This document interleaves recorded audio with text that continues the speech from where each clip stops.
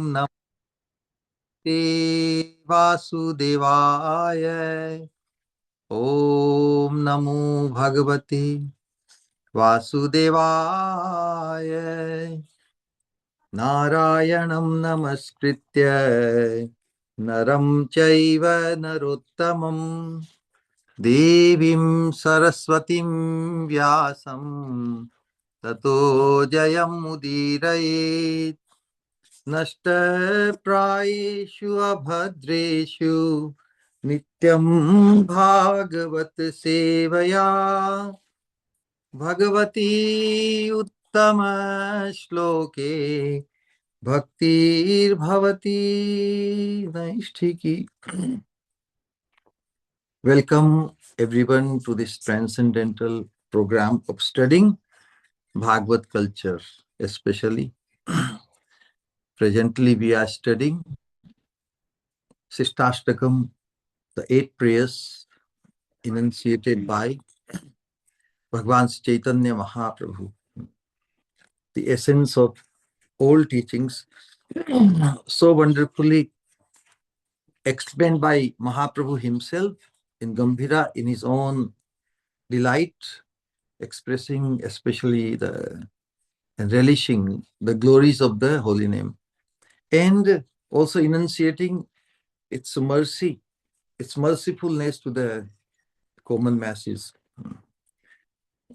So we have so far studied, the first 2 shlokas of Sikshastakam. Basically,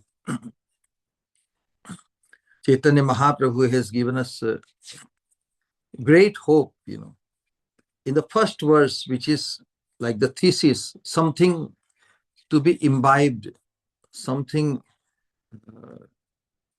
to become eligible to benefit from. In the first shloka, he explains that the chanting of the holy name of Krishna, when properly understood, may progress step by step, and we discussed the 7 advantages.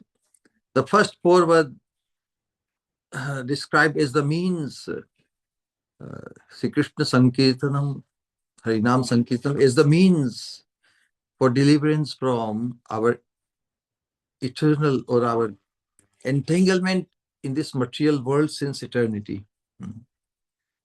And in the last portion, the second half of the first verse, we studied that how the holy name itself is the is the end. So basically, step by step, revealing the 7 consequences, what effect Harinam brings in our life. The first effect is the cleansing of our consciousness. The second is liberation from our mundane relativity or duality of this world.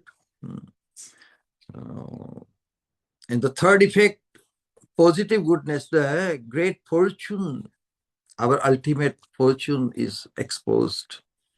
Shreya Kairava Chandrika Vitarnam, Vidya Vadhu Jivanam. And we achieve this fortune that when we become inclined to serve Krishna under the guidance of Swarup Shakti, the Lord's internal energy, Yoga Maya, we come to the Vadhu concept. Vidya Vadhu Jivana means that's the ultimate transformation or evolution of our consciousness in Krishna Bhajan. That we attain the nature of a Vadhu. Vadhu means a newly wed bride. How so cultured and so well behaved, soft spoken, and always keeping the inner thoughts or inner sentiments reserved only for the husband. So that kind of Vadhu conception. So when we serve Krishna unconditionally, then that is what happens. That is the highest evolution. And then as we participate in the process of chanting, Sri Krishna Sankirtan, it has very variegated nature. No? Simply speaking to oneself, that is also Sankirtan, if it is with the attention of the mind. Some kirtan is samyak kirtan, complete kirtan, or together with everything. So together with not only lot of devotees, lot of participants, and with the help of all the instruments, there is also Sankirtan, but also with the mind involved, mind, intelligence, everything involved. So when that happens, then what happens? One feels the ecstatic ocean of joy. One becomes a particle. One feels like one is drowned drowned as a particle in the ocean of joy. And that joy is not stale or static, but it ever ecstatic. It's very dynamic. It is purifying us to the utmost. Every iota of our existence becomes submerged in the ocean in the waves of joy or bliss. Although, even in that, it is not that we get lost. Somebody gets lost into the ocean. That is not our conception. Is that we maintain our individuality and our individual conception, in the sense that we can continue with a particular mellow in attraction towards the Supreme. Correct? But the Sankirtan fulfills all different nature of our individual aspirations and attractions. But we feel that complete purification while involving ourselves fully in Sankirtana. So the Sankirtan, the effect of Sankirtan does not remain limited to oneself. We feel that we are this experience. It is not its benefit, its effect is not limited to oneself or but it is converting everybody around us. Mass purification, the utmost purification. It's like when we become so purified by the positive, wonderful effect of Sankirtan, then we think that Vishwam Purnam Sukhate. We see that the whole existence is full of bliss, because our inner purified consciousness is reflected outside everywhere. So these were the sevenfold, results of chanting. And so this first sloka was like the thesis, and the second sloka, the antithesis, means such a tremendous boon, so much beneficial, if such a treasure of fortune of treasure is being given to us so freely, how is it? How is it that we could not benefit from it fully this far, since eternity? So after mentioning this thesis in the first sloka, Mahaprabhu gives the antithesis in the second sloka. He is lamenting, he's showing his remorsefulness, actually only as a sadhaka, just to tempt our attention towards the glory of the holy name. When such great hope is there, as expressed in the first sloka, why are we having so much trouble? Where is the difficulty? Why do we not realize the advantage of the magnanimity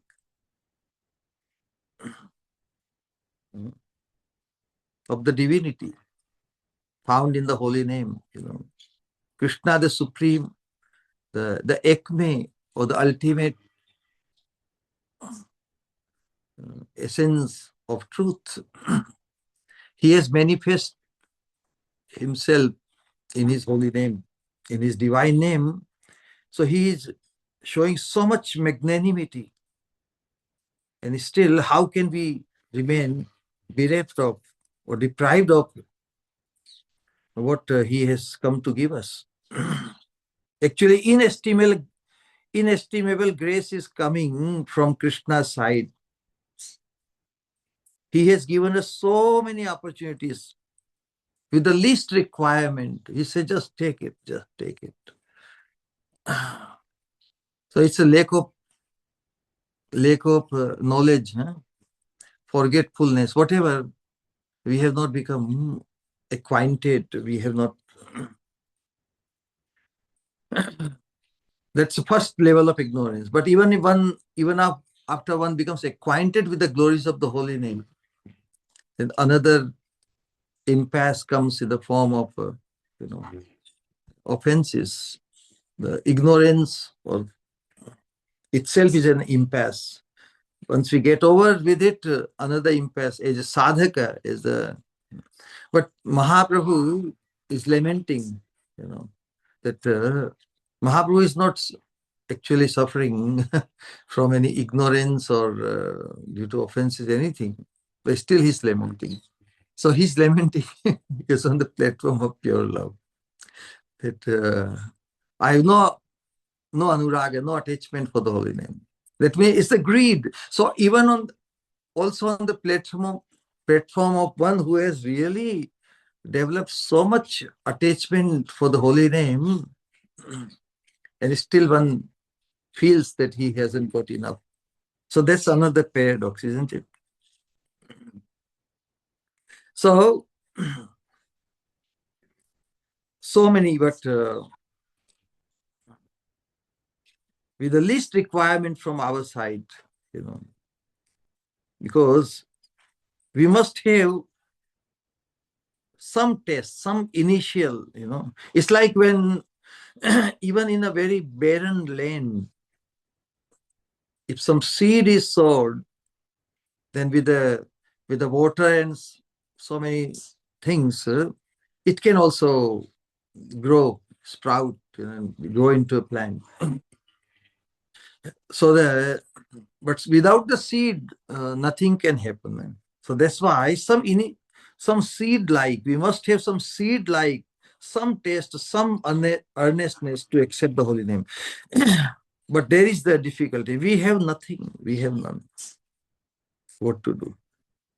That precarious condition we are in. So what hope can we have? How can we attain it? We may be approaching the holy name formally,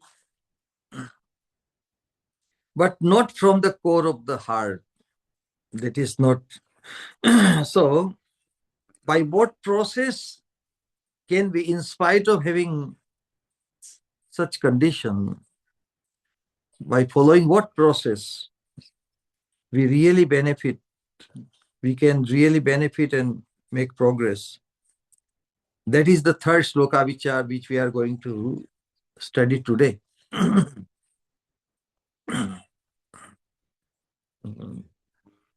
Although one may feel that he does not have the minimum required deposit to receive the grant, as any intelligent, any normal, rational person would think.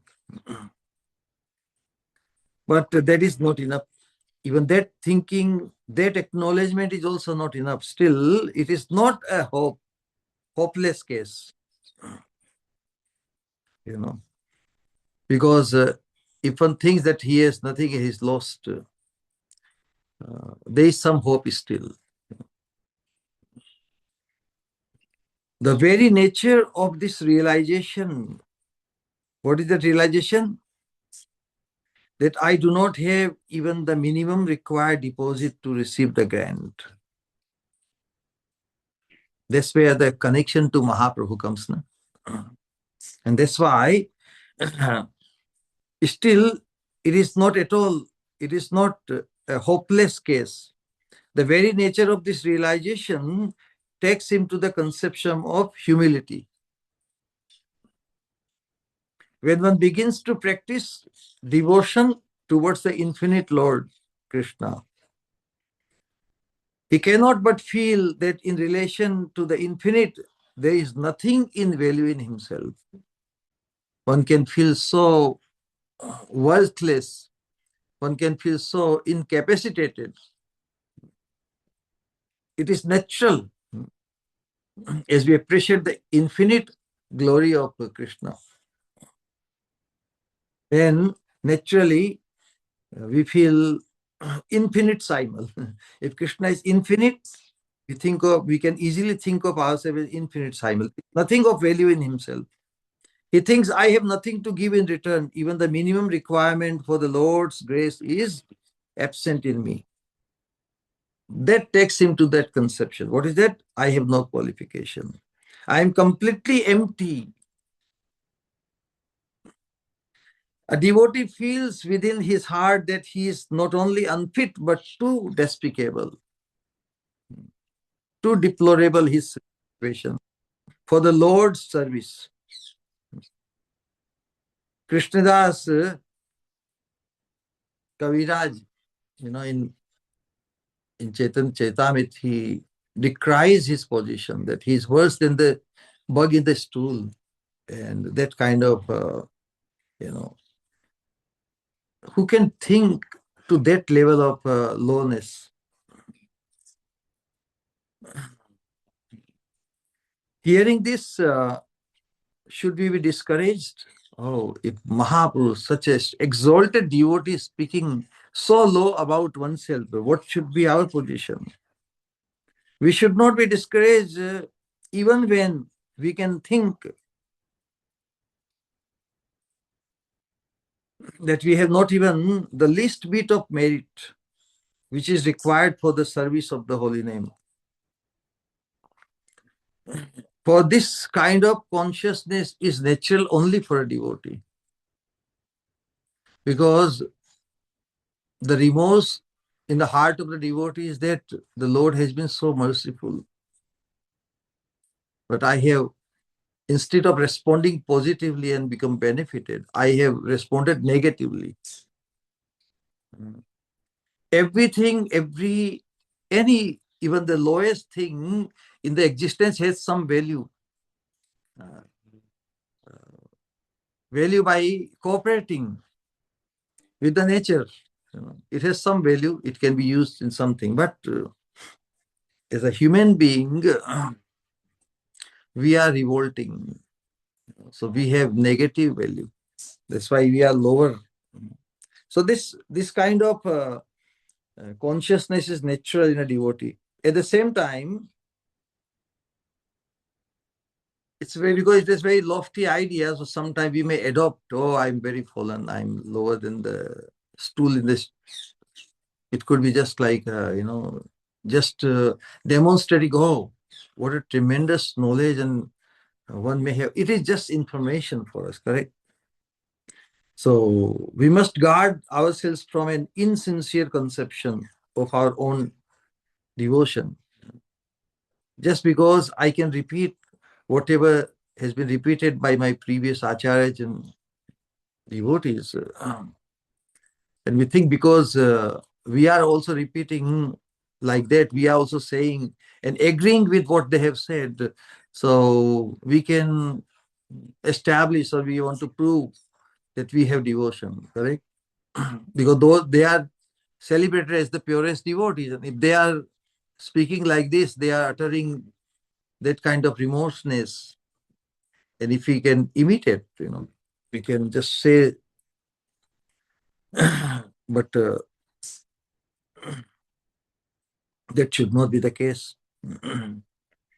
We must guard ourselves from an insincere conception of our own devotion.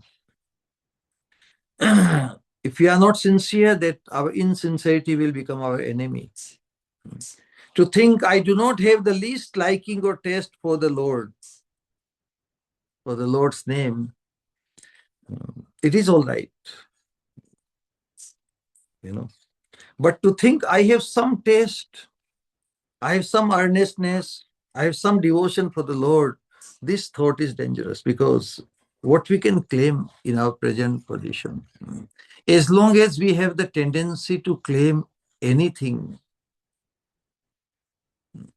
we haven't got it. We haven't understood the message as yet. Because until we are transferred to that realm of real achievement, we haven't got anything as yet.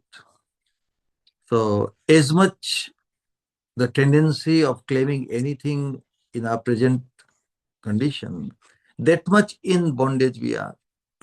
That's why Rupa Goswami, Sanatan Goswami, in order to attract the absolute or ultimate mercy of the divine couple, or Krishna, they are expressing or disowning everything which is so glorious otherwise. Na prema shravanadi bhakti rapi mam yogothava vaishnavo jnanam va shubha karma va kiyadaho sajjatirapyasti va hinarthadhik sadhake tvai tathapi अच्छेद्य मूला सती हे गोपी जन Vallabh व्यथयते ha ha mada shaiva. Rupa Goswami, Sanatan Goswami. This sloka is actually coined by Sanatan Goswami.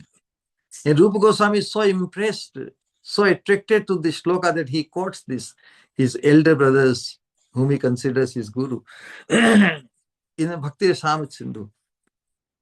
So basically, to become truly eligible for the ultimate kripa of the Lord, that hankering, that feeling of complete empty, that unless we are with what we are hankering, until we get there, we will always remain ever hungry and hungrier, eager. So if we are going to have a connection with the infinite, we must be fully empty. Because the reward is too great. What we have got, what we fear to become completely empty. It is a very great bargain. It's just matter of how much we appraise the would-be fortune which we are aspiring after. In order to achieve that fortune, that superlative fortune of our, in accordance to our Swarupa, if whatever achievement or whatever identification, so-called lofty identification due to our high birth or our wealth, our education or our beauty, whatever, it's nothing, because they are all perishable. But the fortune exposed to us is too so sublime. Our self-abnegation means our self-sacrifice or self-denying, self-centeredness basically, must be complete. Self-centered means our freedom from self-centeredness must be complete. The worldly attainment with which we identify is a negative thing. They become the blockage. And we must withdraw from it completely. How should we think? We should think, I am nothing. I have no qualification for being accepted or used in the service of the Lord. Wow. Then the only thing left, only means left is crying in desperation, correct? So bringing oneself to that point of desperation. I am completely unfit. We must completely withdraw from the egoistic world and allow ourselves to be captured by Yoga Maya, the Lord's internal energy, which bestows the supreme divine mercy. Our position is of complete dependence not depending on of anything, of any shelter which we acquire coming in this world, achieving through our endeavors, and even achieving through the culture of good devotional practice. You know, if I depend on my sadhana merely, okay, by doing this sadhana, I will just go back to Godhead, go back to Godhead, is that simplistic? You know, unless we um, gain in our appraisal the absolute value, pricelessness, and very rarity of it, how we will be so eager and so desperate to get it. So desperation is the gauge through which we can or one's eligibility to get the ultimate mercy can be gauged. Level of desperation will determine how much we value the thing which is anyway priceless. Although it is priceless, but how much we hanker for it, how much we need it, that will determine our eligibility.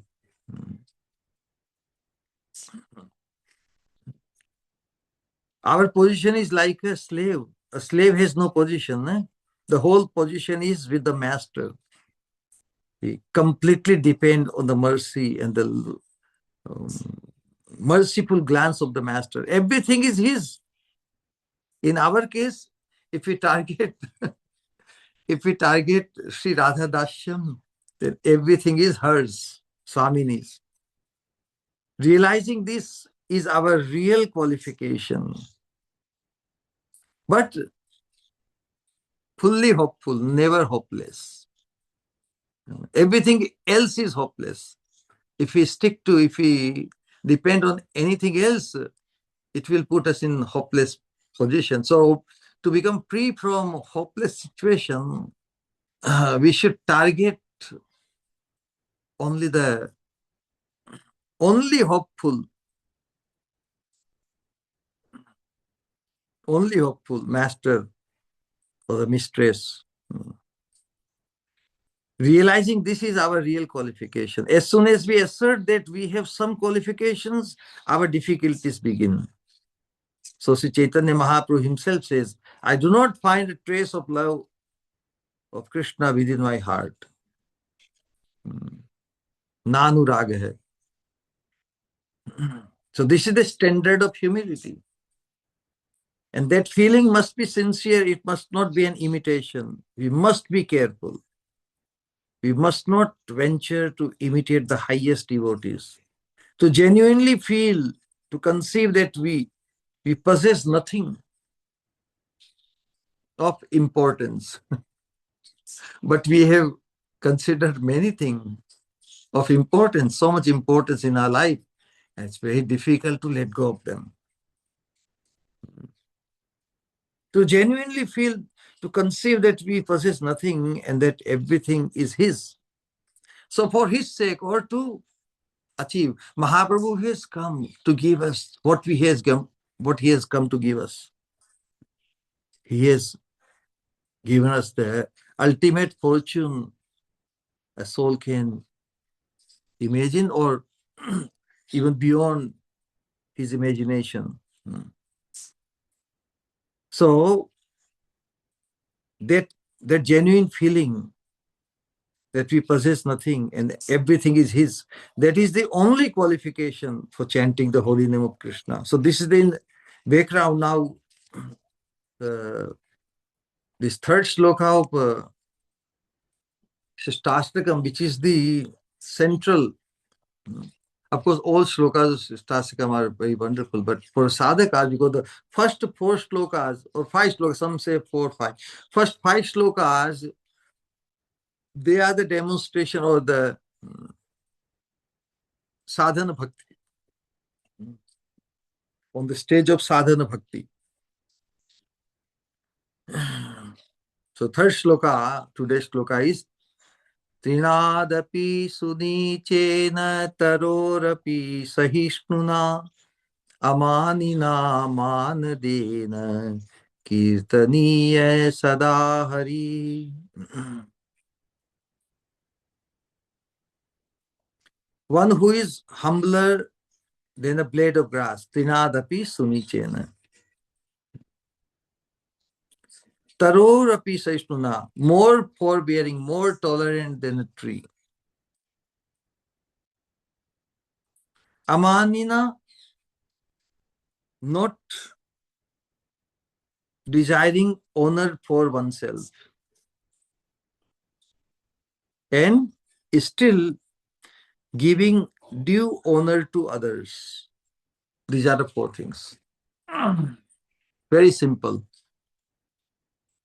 Then four things, if one does, then what is the effect? What is the benefit? That's the fourth line. Kirtaniya sada hari. He gains the eligibility, he becomes qualified to always be able to chant the holy name of Krishna. Four things, if one does, very simple, correct? This is the smallest verse in Sikshastakam, and it is explained the most, and still could not be fully explained or could not be fully imbibed. Its message, it has not been incorporated in our system as yet, and thus we are still studying it. Can you think of a similar shloka in style in Bhagavad Gita? Anybody? Anybody in the audience? I'm reminded of a shloka in Bhagavad Gita.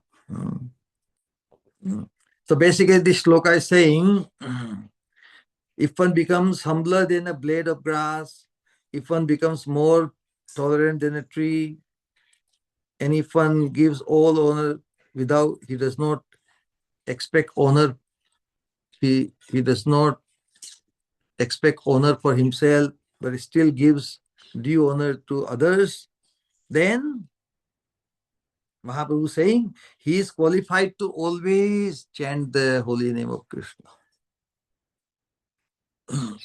Any sloka in Bhagavad Gita? Anyone can some sloka of this style comes in Bhagavad Gita? Anyone can think?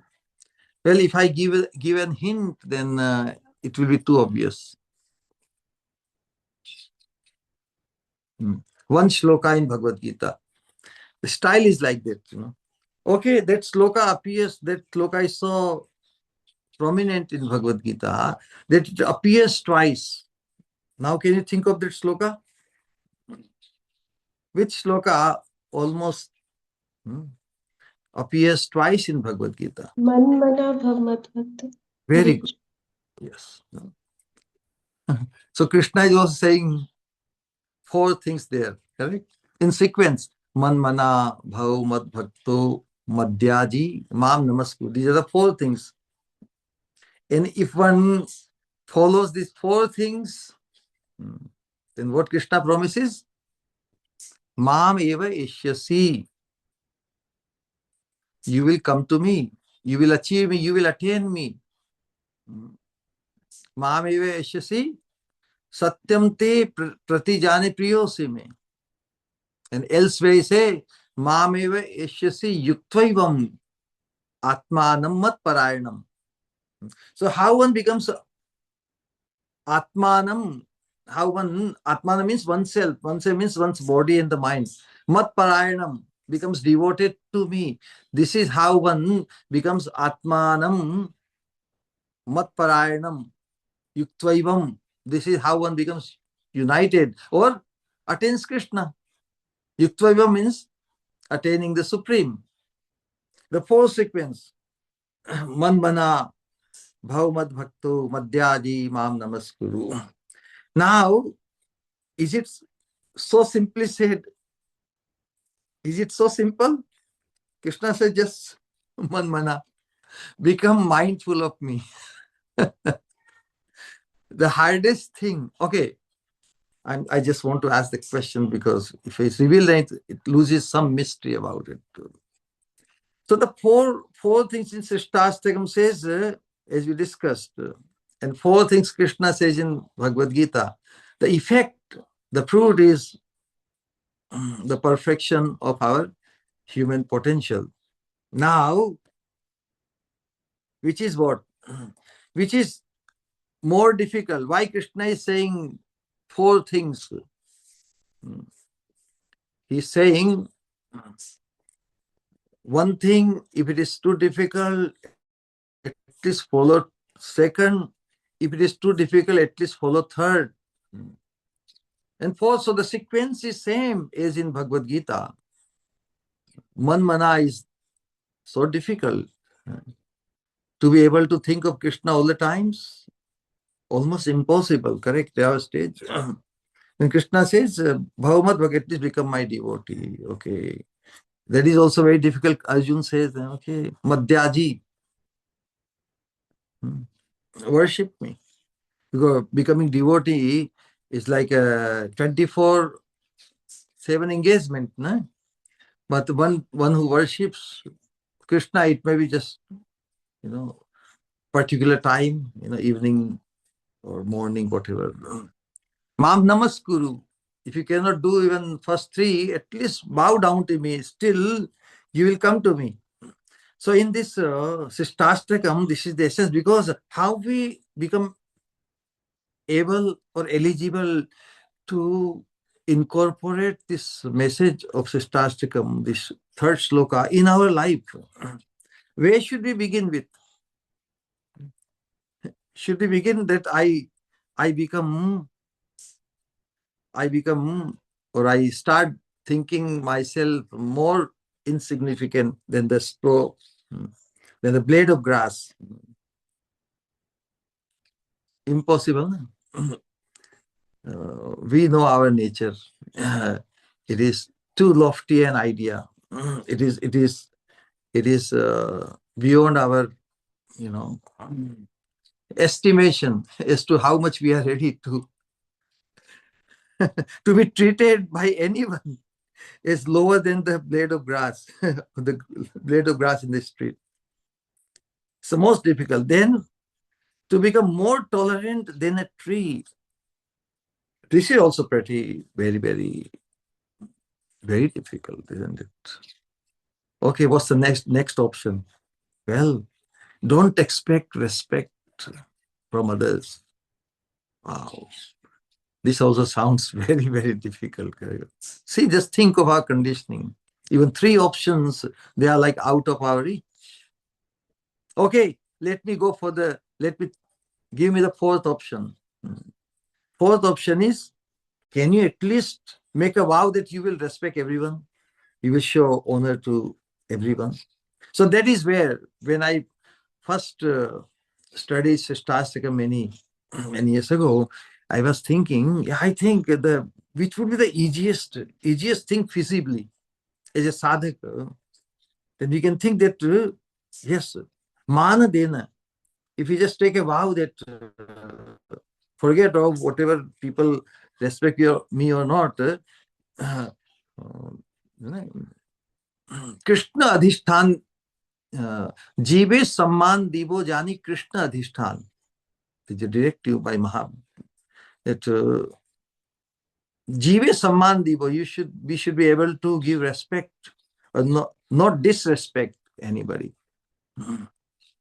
by thinking that Krishna resides in this thing, in every iota, in charachar, in live or any matter, every iota, Paramatma, Krishna resides as Paramatma. So nothing, no object is of worthy of our disrespect. Everything is worthy of our respect only. So begin this. So in the same style, Arjun is given the option that if nothing else works, at least you can pay obeisances to me. So in that regard, we can think just a reference, not much. It was just a thought. It came in our heart. So Krishna, when Krishna is making this promise that yes, prati jane priyosi me, satyam te, I'm telling you the truth because you are very dear to me. So through Arjuna, he is giving a hope, and it's like a guarantee, because one does not, Arjun may think, oh Krishna, you made many promises to many, and your track record is not so sound. So, but Krishna says, but you should understand that you are dear to me. And one who is dear is not cheated, correct? Anyone else can be cheated, but Arjuna is saying, I am making this promise because you are very dear to me. A person does not deceive those who are dear to him. So that way we can say this. This is one of the primary instructions in Bhagavad Gita, whichever shlokas in which Krishna is addressing Arjuna personally, taking his name or addressing directly to him. They are the shlokas, because we have to emulate the mood of Arjuna. We have to become like Arjuna. And so, because when Krishna is Arjuna personally is saying something, those are the slokas we should also feel inspired to follow. So that is the thing. Anyway, so the sequence is that in this Sikshastakam, all these 4 instructions which Mahaprabhu is giving, we have to begin somewhere. So before I go expand, just the thought, let me complete that thought. That if you begin with this man dena, if you take a vow that we should, at least that we can do, that's the most feasible thing, isn't it? If anybody disagrees with me, or if he has one different idea, then can say. Just as in manmana bhav mad bhakto madhyaji mam namaskuru, just paying obeisances, that would also suffice eventually, because from there one begins and then other things develop. Krishna is giving so lenient, showing so much leniency. At least you can just pay obeisances and you will be delivered. What a big. In the same way, Mahaprabhu is just giving the advice that if we can begin with somewhere we have to begin. We are so wrongly conditioned to do only the opposite of what these instructions are for given. So if we agree that we should take a vow to show respect to everybody, nothing, no iota in this whole existence is worthy of our disrespect. How can one respect everybody? How? By not disrespecting anybody. There was a question asked by a sadhaka. The instruction is that we should love everyone. Do we have the capacity to love everyone? No. Only Krishna has the capacity to love everyone. But why the instruction is given, we should love everyone. What is our capacity? So basically, if we do not disrespect, if we don't hate anyone, if we don't show any envy towards anyone, sadbhavana, good wish for everybody, that is equal to loving everyone. And that is the central prayer throughout Srimad Bhagavatam. Ishware tad adhineshu. We love Krishna, the Supreme Lord, our then hankering for the association of the devotees of the Lord, and feeling of well-being for all the living entities. Jive Daya Name Ruchi Vaishnava Seva. So these are the things foundational to this spiritual culture of Krishna consciousness. So we should mainly situate ourselves in this mood of this sloka. We should think of ourselves as the meanest of the mean. Bhaktivinoda Thakur, he has shown some light on this in this regard. In his commentary of this sloka, he's giving some understanding of what is the meaning of thinking of oneself, meaning of the means. How can we think of oneself as lower than the straw in the street? So then he's saying,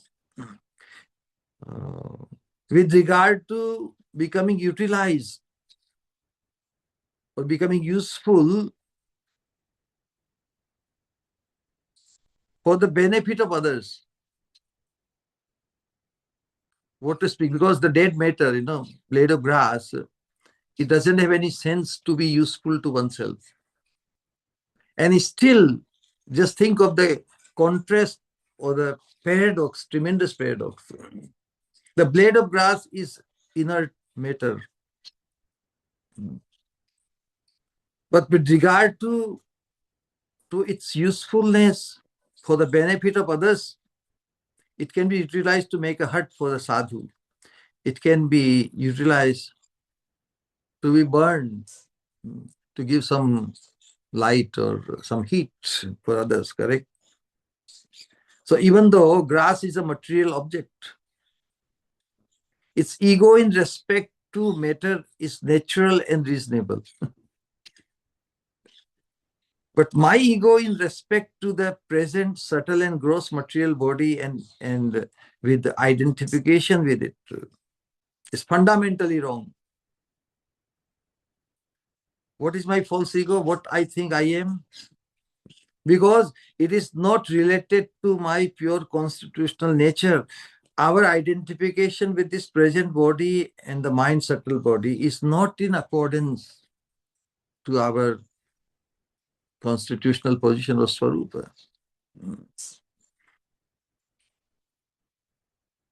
It is rather minus, correct? The ego of grass is real, but my material ego is unreal. Because I'm Chaitanya. I'm conscious being, and I'm supposed to act for at least my own ultimate good. If any good is targeted other than the ultimate good, it is not good enough. Therefore, it is only proper for me to become even lower than a blade of grass. Wow. This kind of realization that I have, what I have, how, at what level, what kind of usefulness I have produced in myself, it is negative. So this thought will be very, very enlightening, isn't it? So the idea is we have no positive value. Even a blade of grass has its value, but we do not even have as much value as a blade of grass. We have no positive value. It is one thing if someone is not educated. Uneducated person may not be so harmful to oneself. But a madman is worse than the uneducated. A madman means, what is madman? Means our misidentification, our false identification with our identity. with regard to our body and the mind, etc. That makes one a made man. You know. An uneducated person, his effects would be like zero, no positive, no negative. Ignorance. But a made man is worse than uneducated. He has minus value, and that is very dangerous. He can think, but only abnormally. Therefore, Srila Bhaktivinoda Thakur says, I have some consciousness, some intelligence, but it is all misdirected. It has caused my misidentification. A blade of grass has no misdirection. Does it? If a blade of grass is crushed by some weight, it just remains down. Crushed, it does not show any opposition or negation. It's cooperative. If in any arrangement, if some shape of the ground or some color or the grass has to be like crushed, it doesn't show any resistance. When trampled upon, it has no tendency to spring back in the opposite direction. A blade of grass can be blown here and there by a storm or by the external environment, but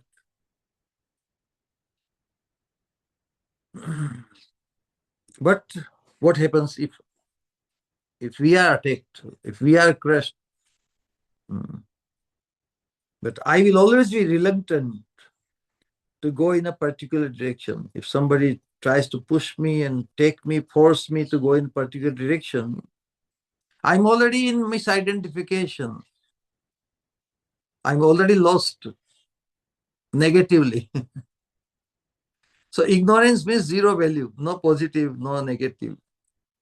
But to be in misidentification, we are already misdirected.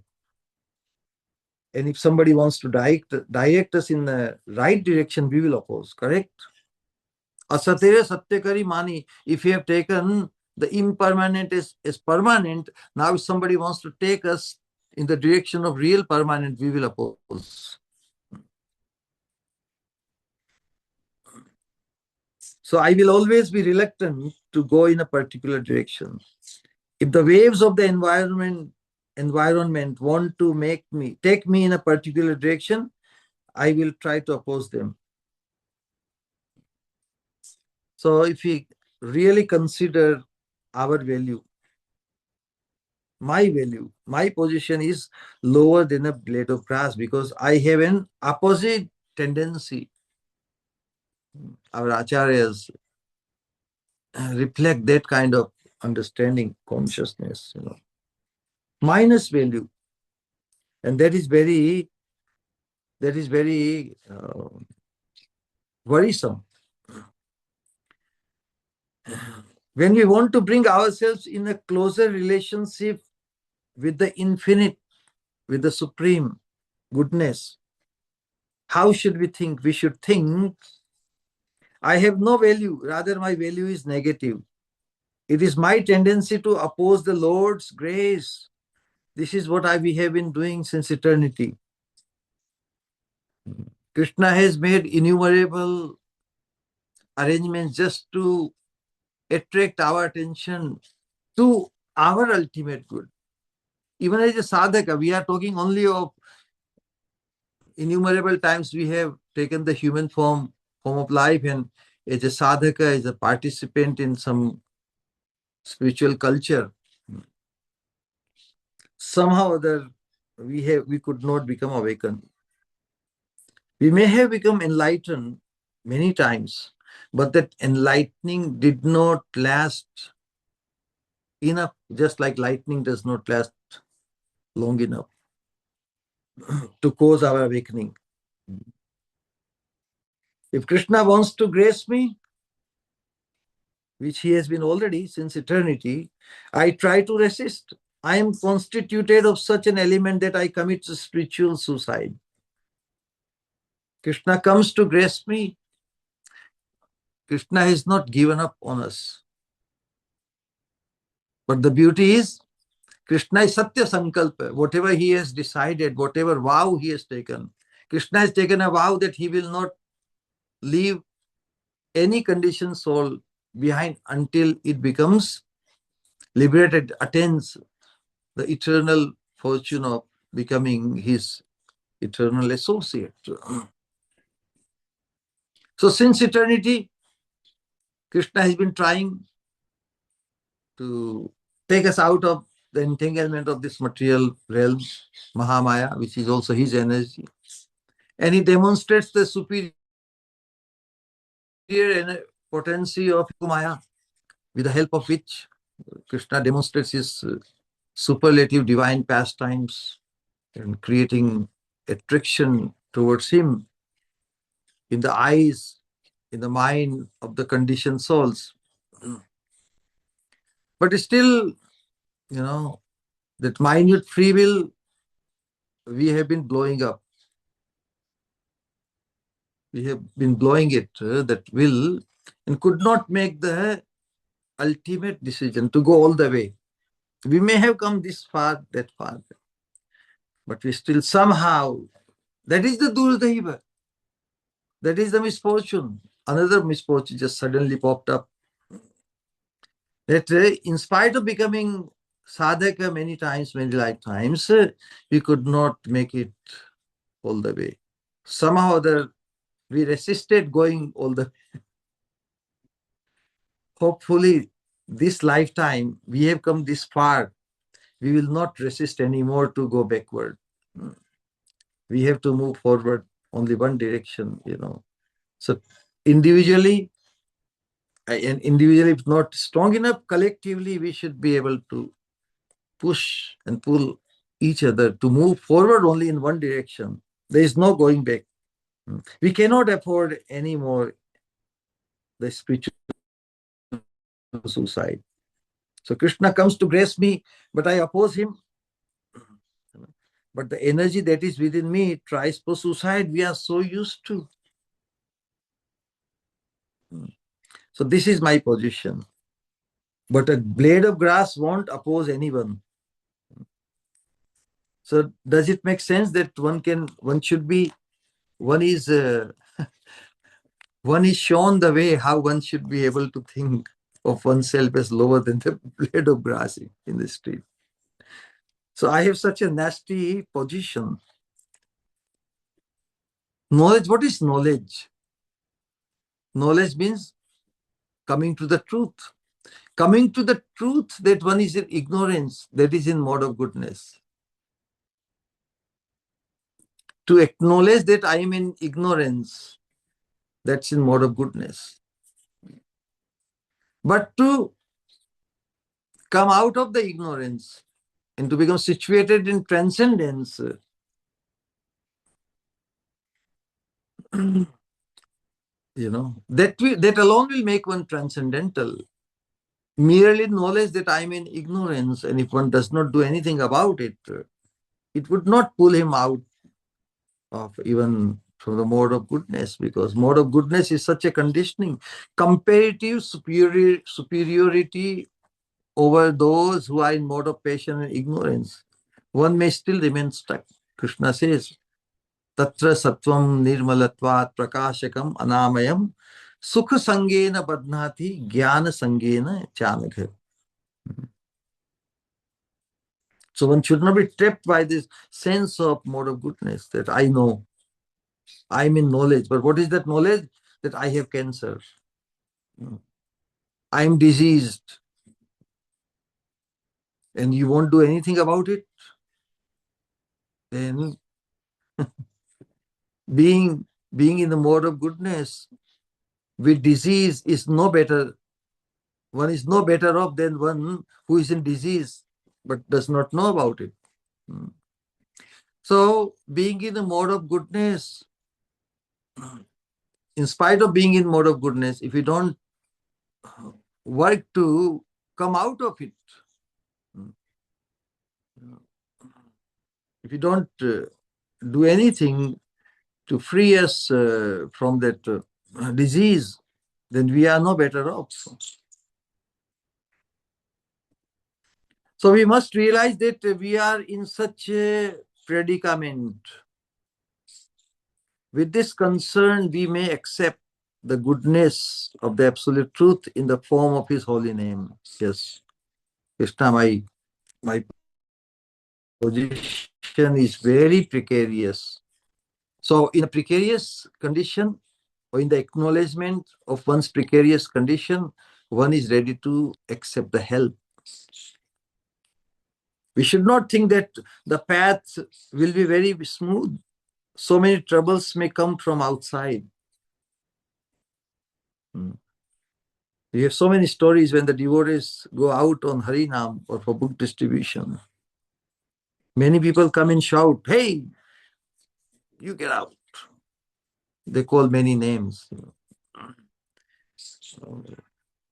monkeys or whatever. So many forms of hindrances and opposition will come and try to affect us, to dissuade us from this path.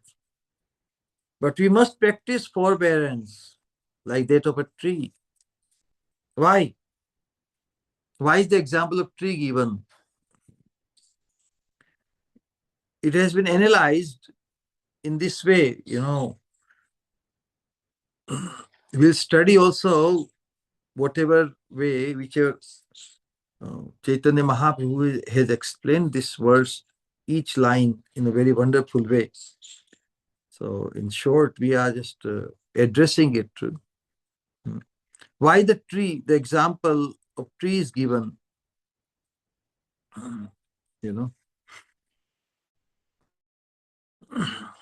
Because what is the nature of the tree? So it has been analyzed in this way. If no one pours any water on a tree, does it protest? I'm thirsty. Why don't you give me water? I'm only meant for your benefit. If I keep growing, I will give you the shade. I will give you the fruit and flowers and leaves, everything. Don't you understand? So he's not protesting even to that effect. It does not protest. Oh, give me water. If anyone comes to disturb the tree, snatching its leaves, cutting its branches, or even chopping it down, a tree remains silent. So any injustice inflicted or insults inflicted upon oneself, one is advised to tarorapi saishnuna, more tolerant than a tree. It sounds only impossible, correct? But the advice is that if we appraise the value of what the fortune or the treasure of the feeling of blissfulness of being able to relish the chanting of the holy name all the time, Kirtaniya Sadahari, what is that fortune? In order to attain that fortune, even if I have to become more tolerant than a tree, we should go for it. But how this position, this readiness will come about? At what moment, when that moment will come, when we will be feeling like that?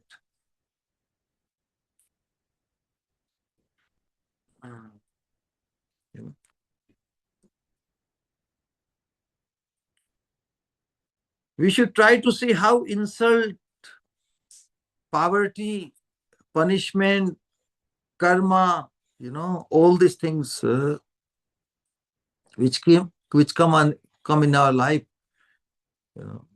We have experienced many to come, but they will not stop coming. But let them come. Our attitude towards them should change. That's the point. They are necessary, actually. All these things and other unfavorable dealings, they are necessary to purify us. We should think like this. And with the minimum punishment, we are on the path to attain the highest possible fortune in our life. Do you think if we can get there, this small obstacles, small so-called punishments or hindrances, can we be dissuaded? Can they stop us from going for that biggest fortune, ultimate fortune? But how much we have valued it, how much our appraisal has come up. That depends on in our consciousness. Just think with how much minimal punishment we shall be released from material existence. Through Krishna consciousness, we have been connected with the highest object of life, the ultimate fortune exposed to us by Mahaprabhu, the highest fulfillment of life. Now, what price are we ready to pay for that? Is there any price we should not be able to pay? Let go. It is inconceivable that we can hold ourselves back. But so far, since eternity, we have only held ourselves back. We haven't valued what fortune is awaiting all of us. It is inconceivable. Whatever little demands may be exacted from us, we must accept with a smiling face, considering the highest goal. If we are really confident, if we have faith in our bright future, then we can gladly pay what little price nature wants to take from us.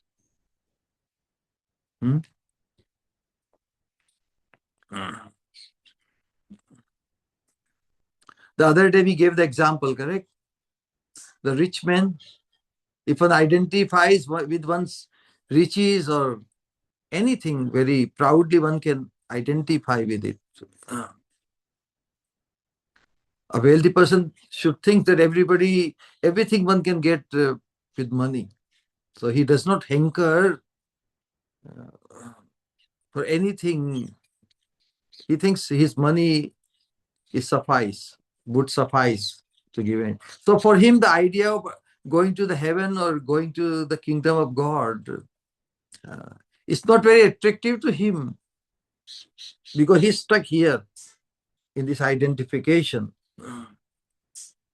And that is his disadvantage. That is the curse for him. That's why it's easier to thread a camel through the hole of a needle than for a rich man to enter the kingdom of God. This comes in the teachings of Jesus Christ. So, this could be the biggest or the best exchange. This exchange, what is at stake? Whatever we have billions of dollars or billions of educations, or if we combine all of them, do you think what we are offered by Mahaprabhu, that is at stake?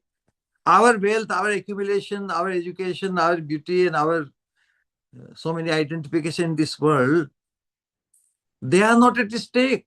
But we have been thinking, oh, how can I let go of these things? Still that doubt lingers. Still that thing. How much sacrifice can I make? But it is very little. We can gladly pay what little price nature wants to take from us for us to become eligible to receive the supreme treasure of holy name, supreme treasure of feeling the bliss or the madhurya sweetness of relishing the sweetness of the holy name all the time. So it's all in the attitude.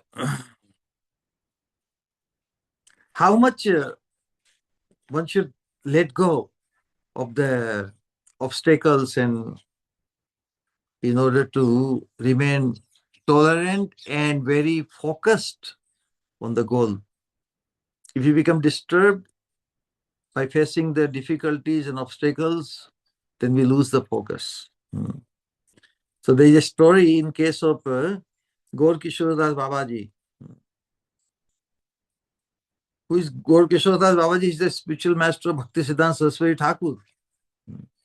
He was going through the town of Navadvip. That's where he was residing. So because he was appearing so destitute. So it's like very simple, very absorbed in chanting. And the pure devotees, how they react to the situation that is shown. He would go begging a little rice from different houses. He was doing madhukari. And sometimes people just ignored him, sometimes attacked him, insulted him. He had to go through different areas. So sometimes people will just insult or ignore him. Some boys, small boys were, if the elderly people don't show respect or, they ignore him, and small kids also take the strength to just show their insult, show their ignoring. So sometimes they would just pelting him, hurting him with stones and throwing dirt at him. At that point, how would he react? It's very amazing. He would just address them because they are Dhamvasi. He's in a Dham, so he sees every resident in Dham is Krishna's associate. So he's addressing those boys who are causing him trouble. Krishna, you are cruelly dealing with me. I shall complain to your mother Yashoda about you. That was his outlook. He was not seeing any negative. Rather, he was thinking that Dhamavasi, the residents of Navadvip Dham, Gauda Braja Bane Vedana Dekhibo Hoibo Baraje Vasi Dhamere Swarupa Spuribe Nayane Ami Hoibo Radhara Dasi. Bhaktivinoda Thakur has sung such an amazing song. So that was the vision, of Gaur Kishore Das Babaji. He was addressing in response to the hurting by the boys. Krishna, you are cruelly dealing with me. I shall complain to your mother Yashoda. Means those boys are from your party. So Krishna is among them. That was his outlook. And in that way, he harmonized everything. We should learn to see Krishna in anything that comes to disturb or take us. Wow. Not just in philosophical calculation, sometimes we philosophize, but in concrete way, one can lodge complaint. If we think, philosophically, we understand that Krishna is in control of everything. So if Krishna is in control, I'm devoted to Krishna, I'm engaged fully in chanting the holy name and everything, and still why these things are coming? Since Krishna is in control, why would he let this happen to me? So a devotee may have complained to Krishna, in a concrete way. He does not limit his emotion only philosophically, but in concrete way, he makes this exchange. Krishna, this is what you are doing. This is what you allow this to happen.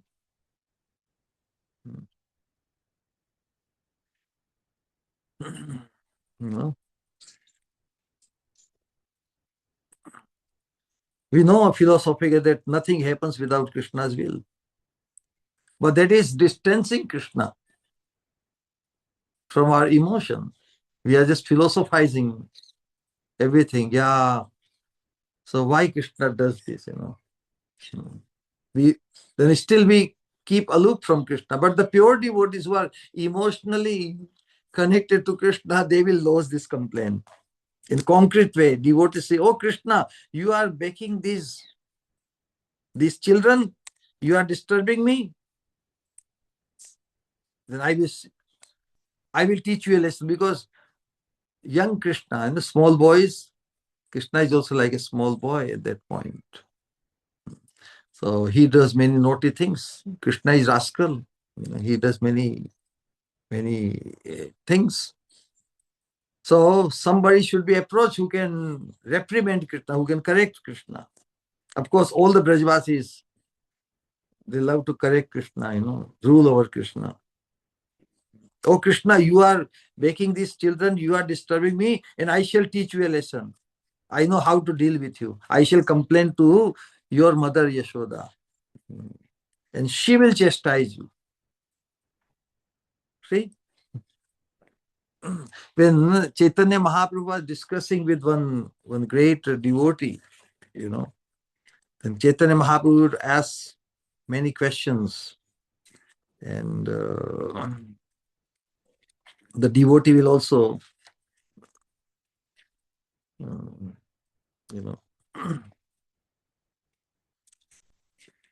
So in Chaitanya Charitamrita, there's a discussion. I don't know the name of the devotee who he is discussing. Is asking, and who you worship? What is your worshipable deity?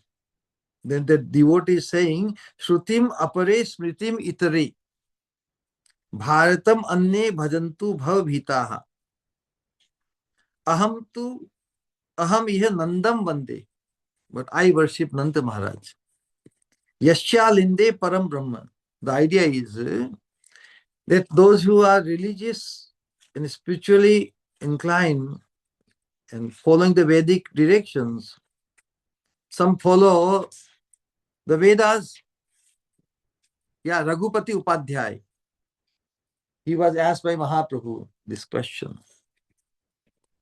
Then he gave the reply, those who are afraid of material existence worship Vedic literature, Shruti. Some worship Smriti, the Puranas and other additional scriptures, corollaries to Vedic literature, and others worship the Mahabharata.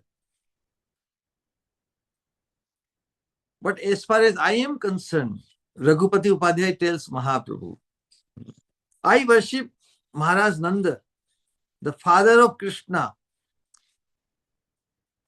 in whose courtyard the Supreme Personality of Godhead, the Absolute Truth, is playing. So Krishna has become a play child of Nanda Maharaj, totally dependent in his house. So others may be worshipping others, but I worship Nanda. So who is superior to even Krishna. So this is the attitude. No? Just think of the glorious position.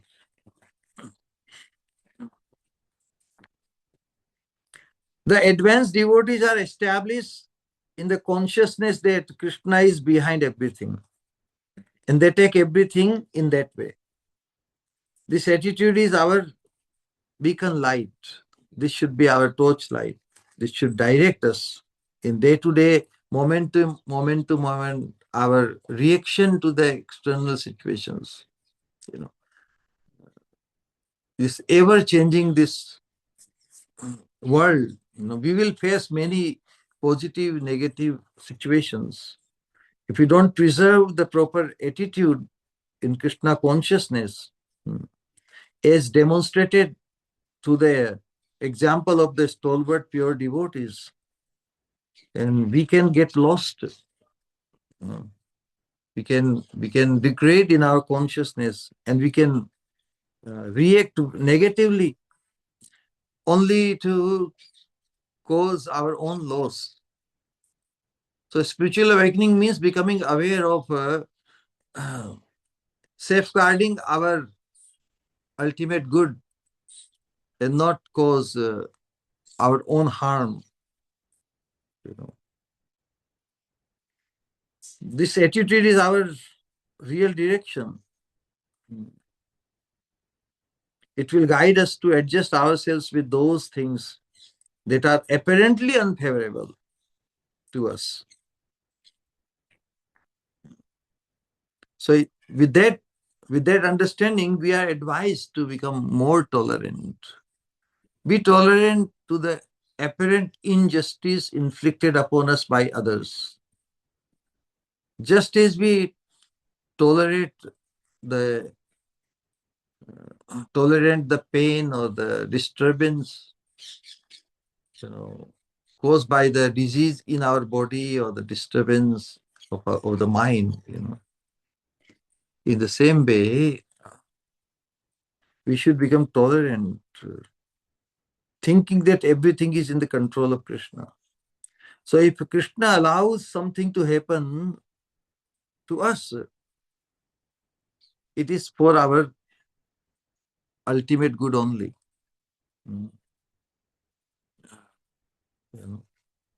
Because there is a better engagement for our mind, better engagement for the faculty of speech. There is a better engagement for our senses or the body to function, to move us forward in the absolute direction.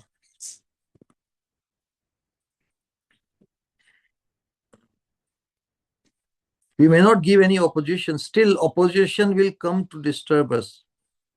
We should be prepared for it. And we must forbear, tolerate.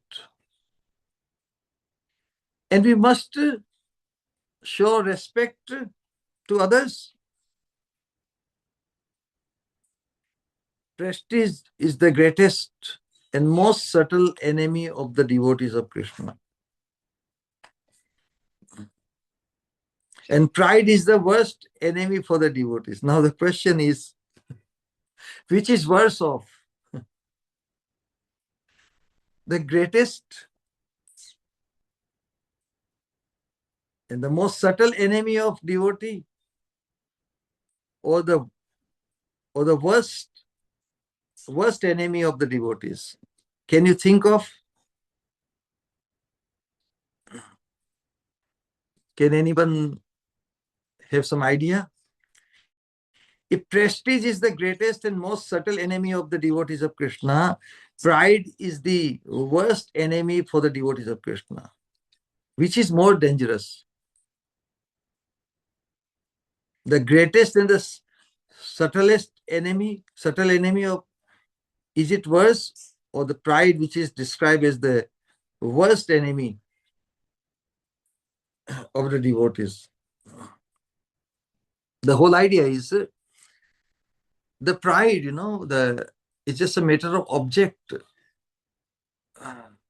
Pride comes with the identification, isn't it? So if the pride is the worst enemy for the devotees of Krishna,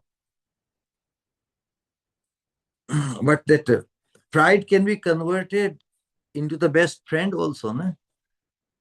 Only in this devotional journey. Mithyapavada vachisapi abhiman siddhi. Abhiman means pride. The pride with regard to any accomplishment in this world, any power, position, wealth, education, whatever, but they are temporary. Those things or those identifications are not in accordance to our Swarupa. So that is the worst enemy. But in spite of being worst enemy, it has the possibility to become the best friend. The pride, to develop the inner pride that Mahaprabhu has come to make me a choicest maid servant of Srimati Radharani. Radha Dashyam could be one's pride, inner pride, and it has to be cultivated Because if we don't cultivate it, we will not get it. Certain pride, which are in accordance to our eternal Swarup, unless we cultivate it, we will never get it. In the material platform, if we develop a wrong pride for something which we still don't have it, there's no guarantee that we will get it just by being proud of having it, something which we don't have. But on this spiritual platform, even the false pride, because at this moment, we have not become the maid servant of Srimati Radharani or eternal associate of Krishna, for that sake. But we have to start contemplating.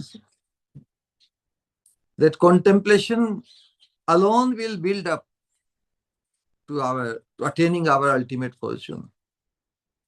If we don't develop any idea, any contemplation about what we want to achieve, if we don't target, if our aspiration is not very clear,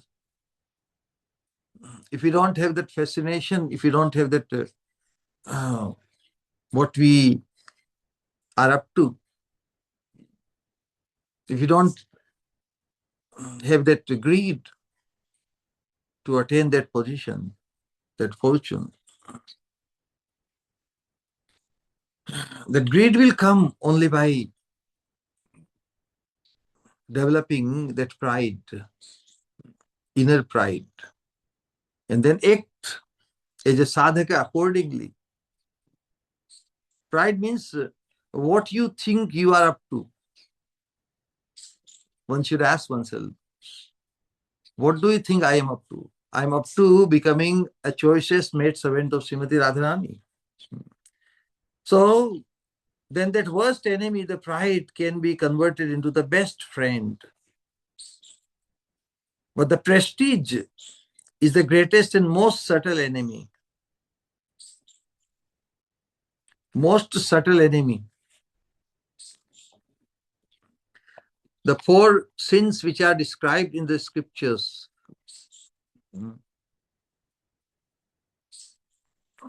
described in Chaitanya Charitamrita, that there are many meaning of the word Hari. Nana artha Hari. But 2 are main. One who removes the misery of the living entity, and by also Hari means one who steals. So one who takes away or steals the miseries of the living entity, and also by taking away the mind, he bestows love of God. So how one frees one from all the miseries? So miseries are described as the 4 kinds of sins.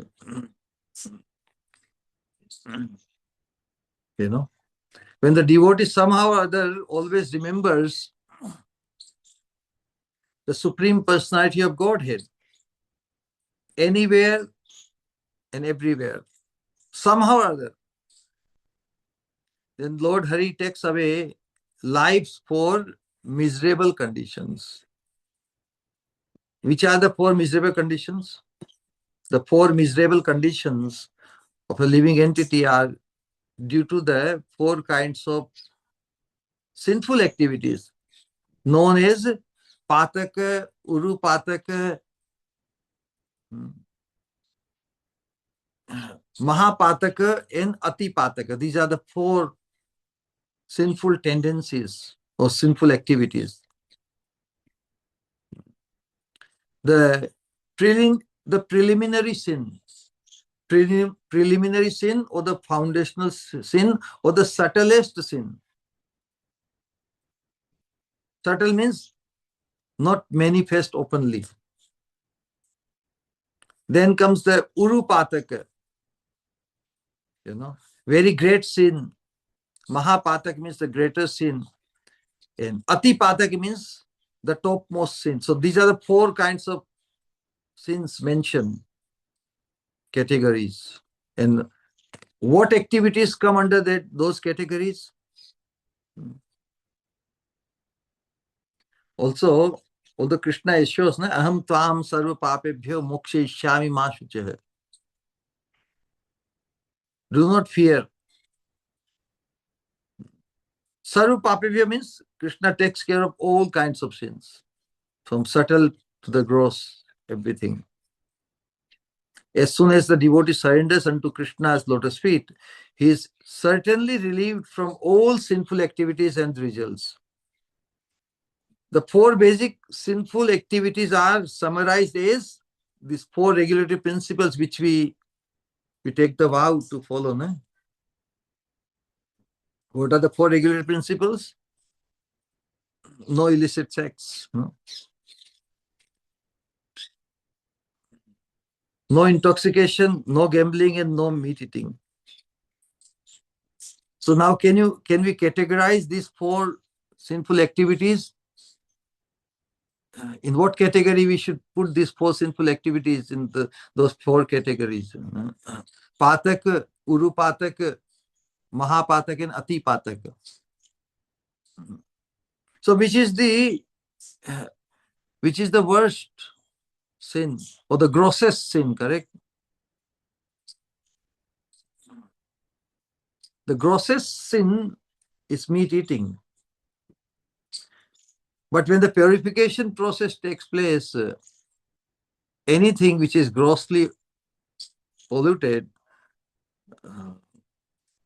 then the grossness of it, or the outer, gross means very visible, very apparent, that thing is removed first.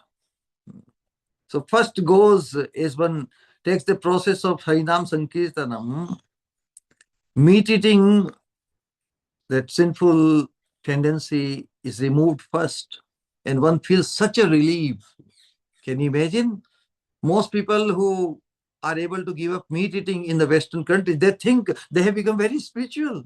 This is a fact. For them, it is the biggest, such a big transformation. But they have no idea this is just the beginning.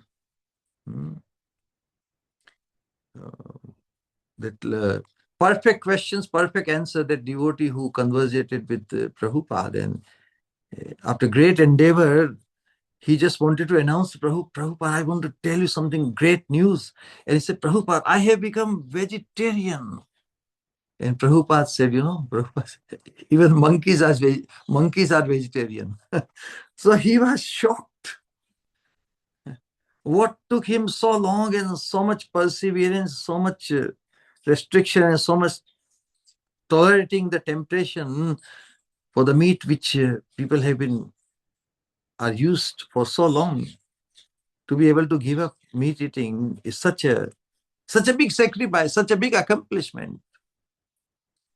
But that is just the beginning. Then goes away wrongdoing, gambling,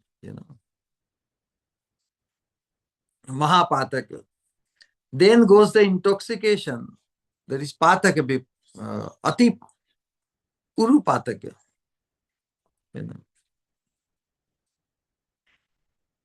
But then remains what? Pataka, the foundational, subtlest sin, illicit connection. Now, from a spiritual point of view, we have to see that since eternity, we have been subjected or entangled into illicit sex only. This perception one should be able to appreciate how that in every lifetime we have different partner, correct? So who is our eternal partner? Nobody. We have done adultery since eternity. We don't have just one partner. So from a spiritual point of view, that should be very, very awakening, that what we have been doing, we may have been freed from the gross sinful, but the subtle or the foundational sin of illicit connection. Illicit means which is not authorized, which is not, even within the religiosity. Lord Krishna says in 7:11, Dharma aviruddha bhuteshu kamosi bhartasava. The intimate association between male and female, or husband, wife, or lover, beloved, if it's only meant to fulfill the need of dharma, the need of dharma is to continue the religious journey can be utilized, this tendency, for begetting children, so that we can and raise them with responsibility. Because the scripture says, don't become mother, don't become father, etc., unless one takes the responsibility to deliver the living, the dependent from the cycle of birth and death. You know, the whole idea is that the subtle sin, our entanglement in this yon vritti, or that is tremendous bondage to this material realm. And that's why to become spiritually awakened is indispensable. Without that, we will continue cheating ourselves, and will continue our existence in material realm, and every life we will have a different partner for the same subtle tendency.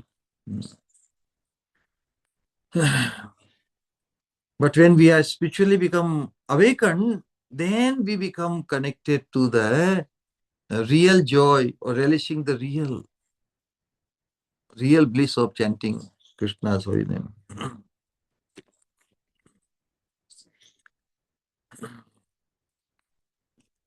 So, and we must show our respect to others. Prestige is the greatest and most subtle enemy of the devotees of Krishna. Pride is the worst. And pride ultimately takes one to the conclusion, what is ultimate pride? Srila Prabhupada used to say, what is the ultimate snare of Maya? When a living entity, stupid living entity, ignorant, he thinks he is God. So this, when the pride ultimately can be so pompy that one starts thinking, calling oneself as God. To say Soham means I am that. I am that Brahma. Brahma is one who is the biggest. What could be the smallest living entity? Do we know how big is the living entity? The Upanishad say that 1/10,000 of the tip of the hair, part of the tip of the hair, means it is inconceivable for us. Even if we cannot measure it, correct? Who can cut the tip of the hair in 100 parts, then again 100 parts? That means the scriptures are trying to dissuade us to think of the size of the soul along the material measurement. That means it is very subtle, it's very small. And the smallest living entity dares to call itself Brahma, who is the biggest. What could be the ultimate limit of pride, correct? So pride, if it is not subsided, if it is not transformed into the divine pride, that I'm a choicest maidservant of Srimati Radharani, that pride can take us to Mayavad, Soham, not Dasoham. Instead of thinking, I am subordinate. I am of the supreme element. I am his, rather than thinking I am his or hers. If one thinks I am him, what a horrible consciousness. I am that, I am he. Eliminating from their consideration the fact that agony and suffering in misery. All these practical things are ignored by the Mayavadis because the limit of their pride of thinking themselves as the supreme. is there. That is the ultimate limit of false ego or the prestige, pratishtha. And that's why it is our worst enemy. In this verse, we are advised to deal with prestige and position in a special way. So, our position or most appreciable position is to identify oneself as the slave of Krishna.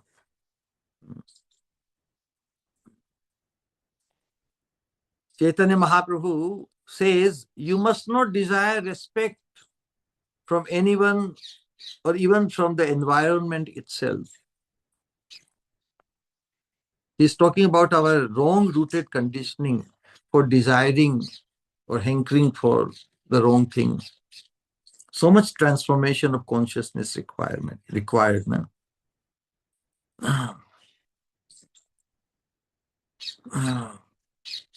Not only that we don't desire any respect from anyone or even from our environment, at the same time, we must give respect or prestige to everyone and everything in the environment according to its position.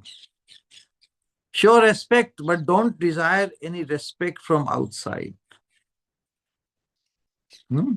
Show respect, but don't desire means for oneself, respect from outside. We must be very particular about this. For pride is our hidden enemy, our worst enemy. If we can somehow avoid or conquer this enemy, we will be able to enter into the slave area of Krishna and join those who have given their lives wholesale in sacrifice to him. That means we will join also those who are fully consumed in Krishna's service. Are we ready for it? The general meaning of this verse is never seek position or prestige from any quarter. At the same time, give honor to one and all according to our understanding of whosoever comes in our, we have to discriminate. Samadarshina doesn't mean that we deal with everybody equally. Samadarshina means there should be a common factor. What is the common factor in seeing everything? That in every being, the Supreme Lord resides as Paramatma. We don't go to a snake and say, oh, snake, or the learned person or anybody, and we shake hands with the snake. We just leave the snake in his own position, not hating it.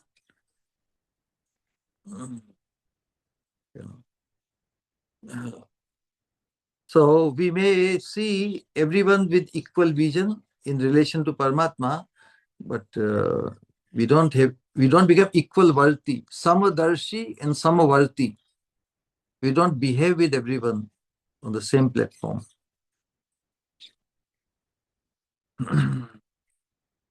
So when insult comes to oneself, one should be tolerant.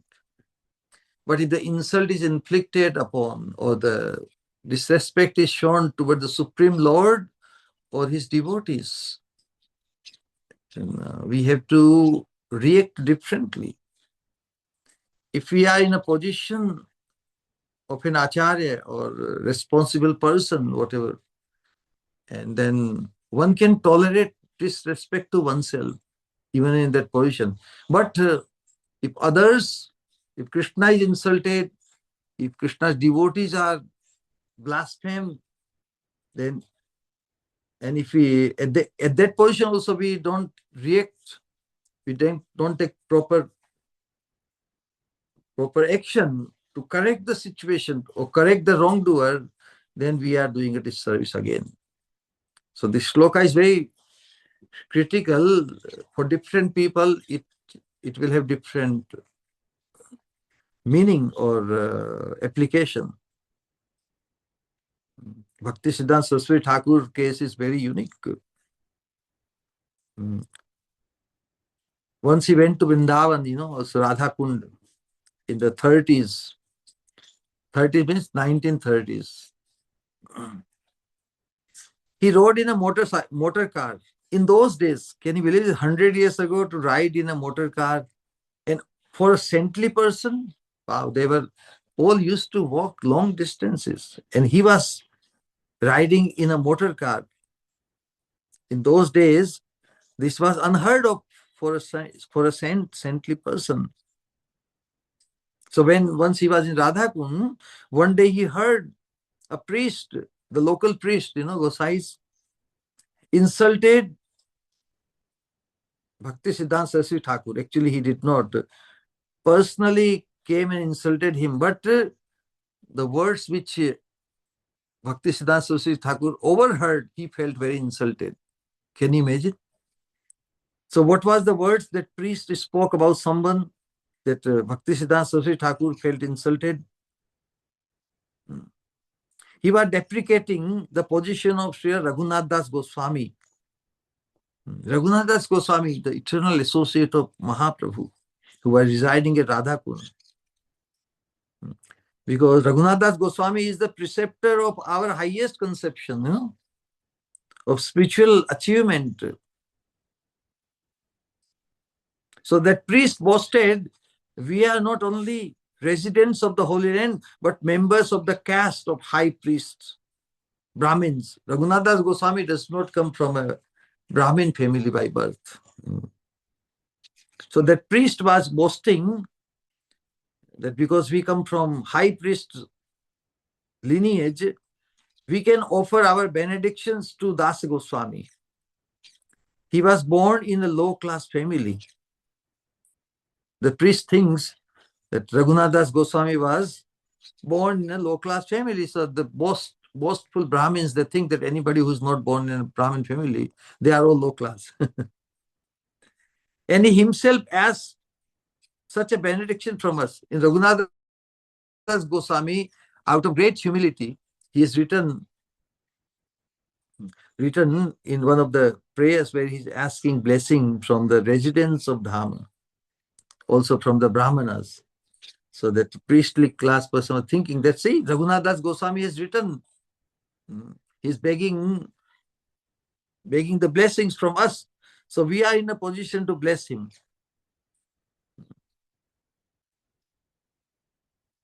Correct? So that priest remarked this. We are residents of the holy abode of Vrindavan and Brahmanas as well. So we are in a position to give benedictions to Raghunath Das Goswami. Upon hearing this, how Bhaktisiddhanta Saraswati Thakur reacted. He was there, present at that time, there. What he did, he began fasting. He said, oh, I came to Vrindavan, I came to Radhakund to hear this nonsense.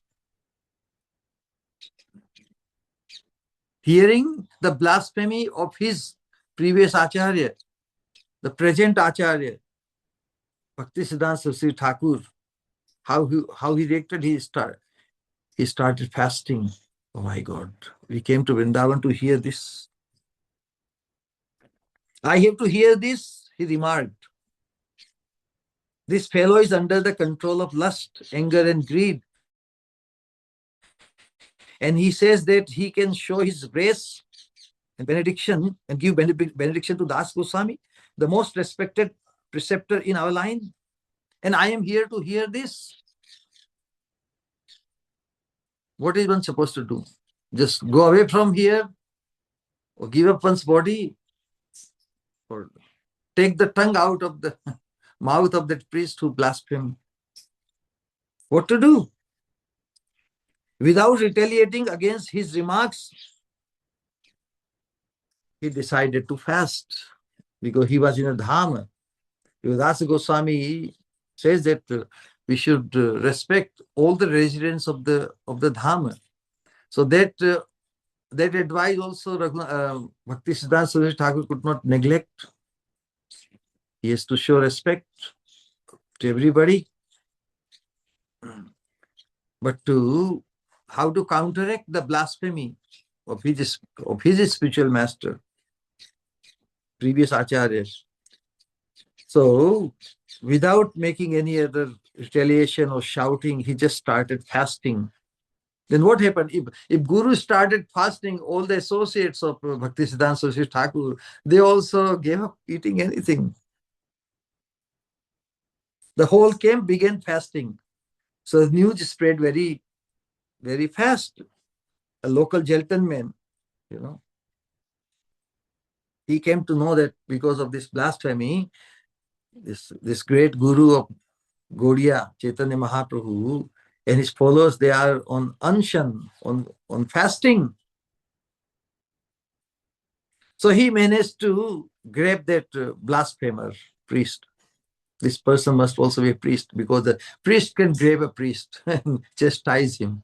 So he grabbed him by his neck or shoulder and just brought him at the lotus feet of where Bhaktisiddhanta Saraswati Thakur was staying. So that priest begged to be pardoned. Please forgive me. So Bhaktisiddhanta Saraswati Thakur was satisfied by that attitude of humility, acknowledging his mistake. So after that, Bhaktisiddhanta Saraswati Thakur showed some respect to that priest, some respect, because he was a priest and also he has asked for forgiveness. What else can be expected? That's good enough. So Bhaktisiddhanta Saraswati Thakur finally broke his fast. So at that time, somebody asked Bhaktisiddhanta Saraswati Thakur, they are all ignorant fools. Why should we be so much affected by his words? Just ignore it. The Bhaktisiddhanta Saraswati Thakur says, ignore it. Why I took the position of an acharya? If I were an ordinary Babaji and heard such a remark, I could simply cover my ears and go away. But I am playing the part of an acharya, one who teaches by example. What justification do I have for riding in a motorcycle or a motor car? If I do not oppose the remarks against my Gurudev?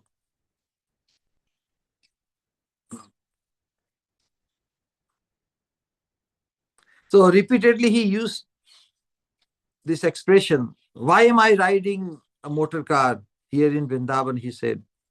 Had I been a Niskinchana Babaji, totally renounced, a saint living in seclusion and living only with a loincloth, I would have given no opposition to this man. To save myself, I would simply leave the place and go elsewhere. But because I'm riding in a big motor car in the post of an acharya, a teacher, I must defend the dignity of the great devotees. I have accepted this charge and cannot evade these circumstances. I must face it and do everything in my power that such things may not go on undetected or unstopped. See the application of humility. It cannot be, we cannot have the excuse of humility by ignoring our duty. Humility must be adjusted or modified in its practical application. Many times in our Krishna conscious movement, devotees are attacked, temple is attacked. People dacoits, and if the devotees don't show opposition and protect the properties and the devotees, even if they have to do beating of others and show the power of weapons, they have to do it. Now somebody can say from devotional, oh, are they devotees? They are fighting. They are using the guns and all the weapons. How can they be called devotees? They are not humble. How can they be the followers of Chaitanya Mahaprabhu? Why have they approach the advice of Sri Chaitanya Mahaprabhu to be humbler than a blade of grass and more tolerant than a tree. They cannot be devotees. So many complaints. So what should we think? We should not do this? No, those who did for the protection of other devotees and protection of Krishna's property, they have done the right thing. The instruction to be humbler than a blade of grass means one should be humble to the devotees, not to the made men. The general class of men are ignorant. They are made. They do not know what is good and bad. So their consideration has no value. What they think, how the devotee should behave or not. Who is qualified to judge whether a devotee is offering respect to all and not expecting any for himself? Who will judge whether he is really humble and tolerant? Who will judge whether he is really humble or tolerant or a madman? Ignorant people should we value ignorant people's opinion about who the devotee and how the devotee should act and behave? Have they any sense to judge who is humble, who is tolerant, and who is respectful to others? There must be a standard by which to judge humility.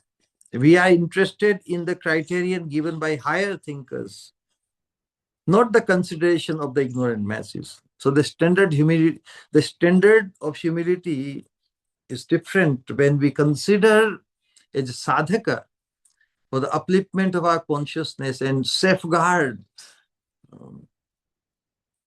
our progressiveness on the path to absolute success. I think today, with time limit, I would stop here, and unlimited elaboration on this third sloka, so it will at least take one more sitting. I can stop here. Thank you for your patience, for hearing. Actually, I am only trying to, enlighten myself through this tremendous insight shown by our previous acharyas. And in the process, if anybody is benefiting, it is most desirable and welcome. Hare Krishna.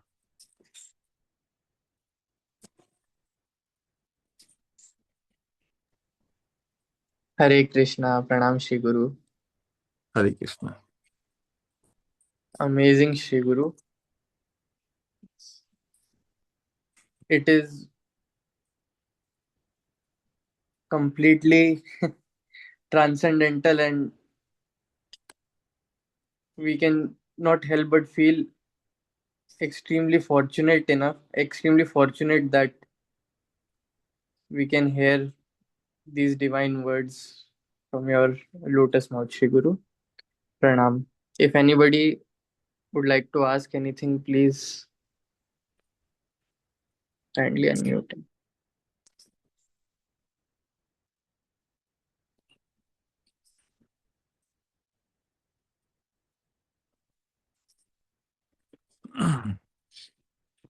Hare Krishna. Hare Krishna. Hare Welcome. Krishna. Actually, 1 minute, actually, I'm outside. Shri Guru, you told that 4 types of sin, Pataka, Urupataka, and that 2 you explained, subtle and Gross. gross. Subtle, gross. Other 2, I didn't know whether I missed it but I want to know that 2 sin.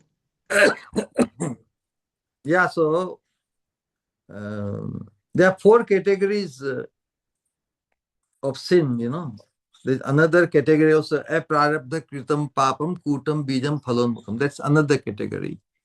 But in where we are deviating from the right path. So these four wrong conditioning, which are called the sinful conditioning. So in that four regulatory principles which we follow, no meat eating, no gambling, no intoxication, no illicit entanglement. So which is the biggest of the four? Which is the most serious or most difficult sin to get rid of? You get it from Yes, that point? Shri. Most difficult. Yeah, most difficult is meat eating. No, that we starting onwards we are not doing that. Meat eating for us. Very easy. No, Think you. we never did that, so it was not difficult for from Yeah, my point of view because for anybody's point of view, yeah, you know, because it is the grossest. So when the gross sin is removed, one thinks that one has become liberated. One has become so purified. Correct? It's natural because the conditioning of being a meat eater to change one's food habits is very, very difficult.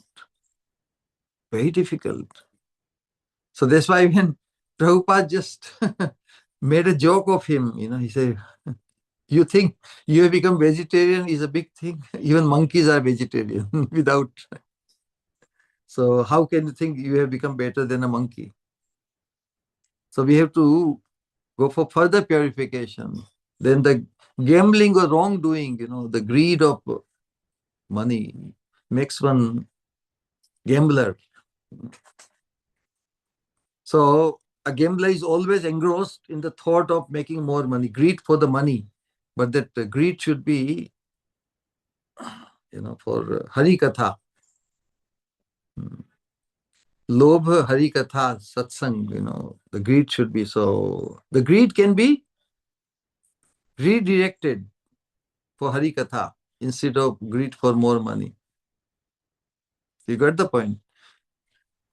The, the tendency of meat eating can be transformed into prasadam eating. No meat eating doesn't mean that no eating. Eating is just transferred to prasadam eating. No gambling, for money, but maintenance can be, means of maintenance can be something else, so many devotional engagements,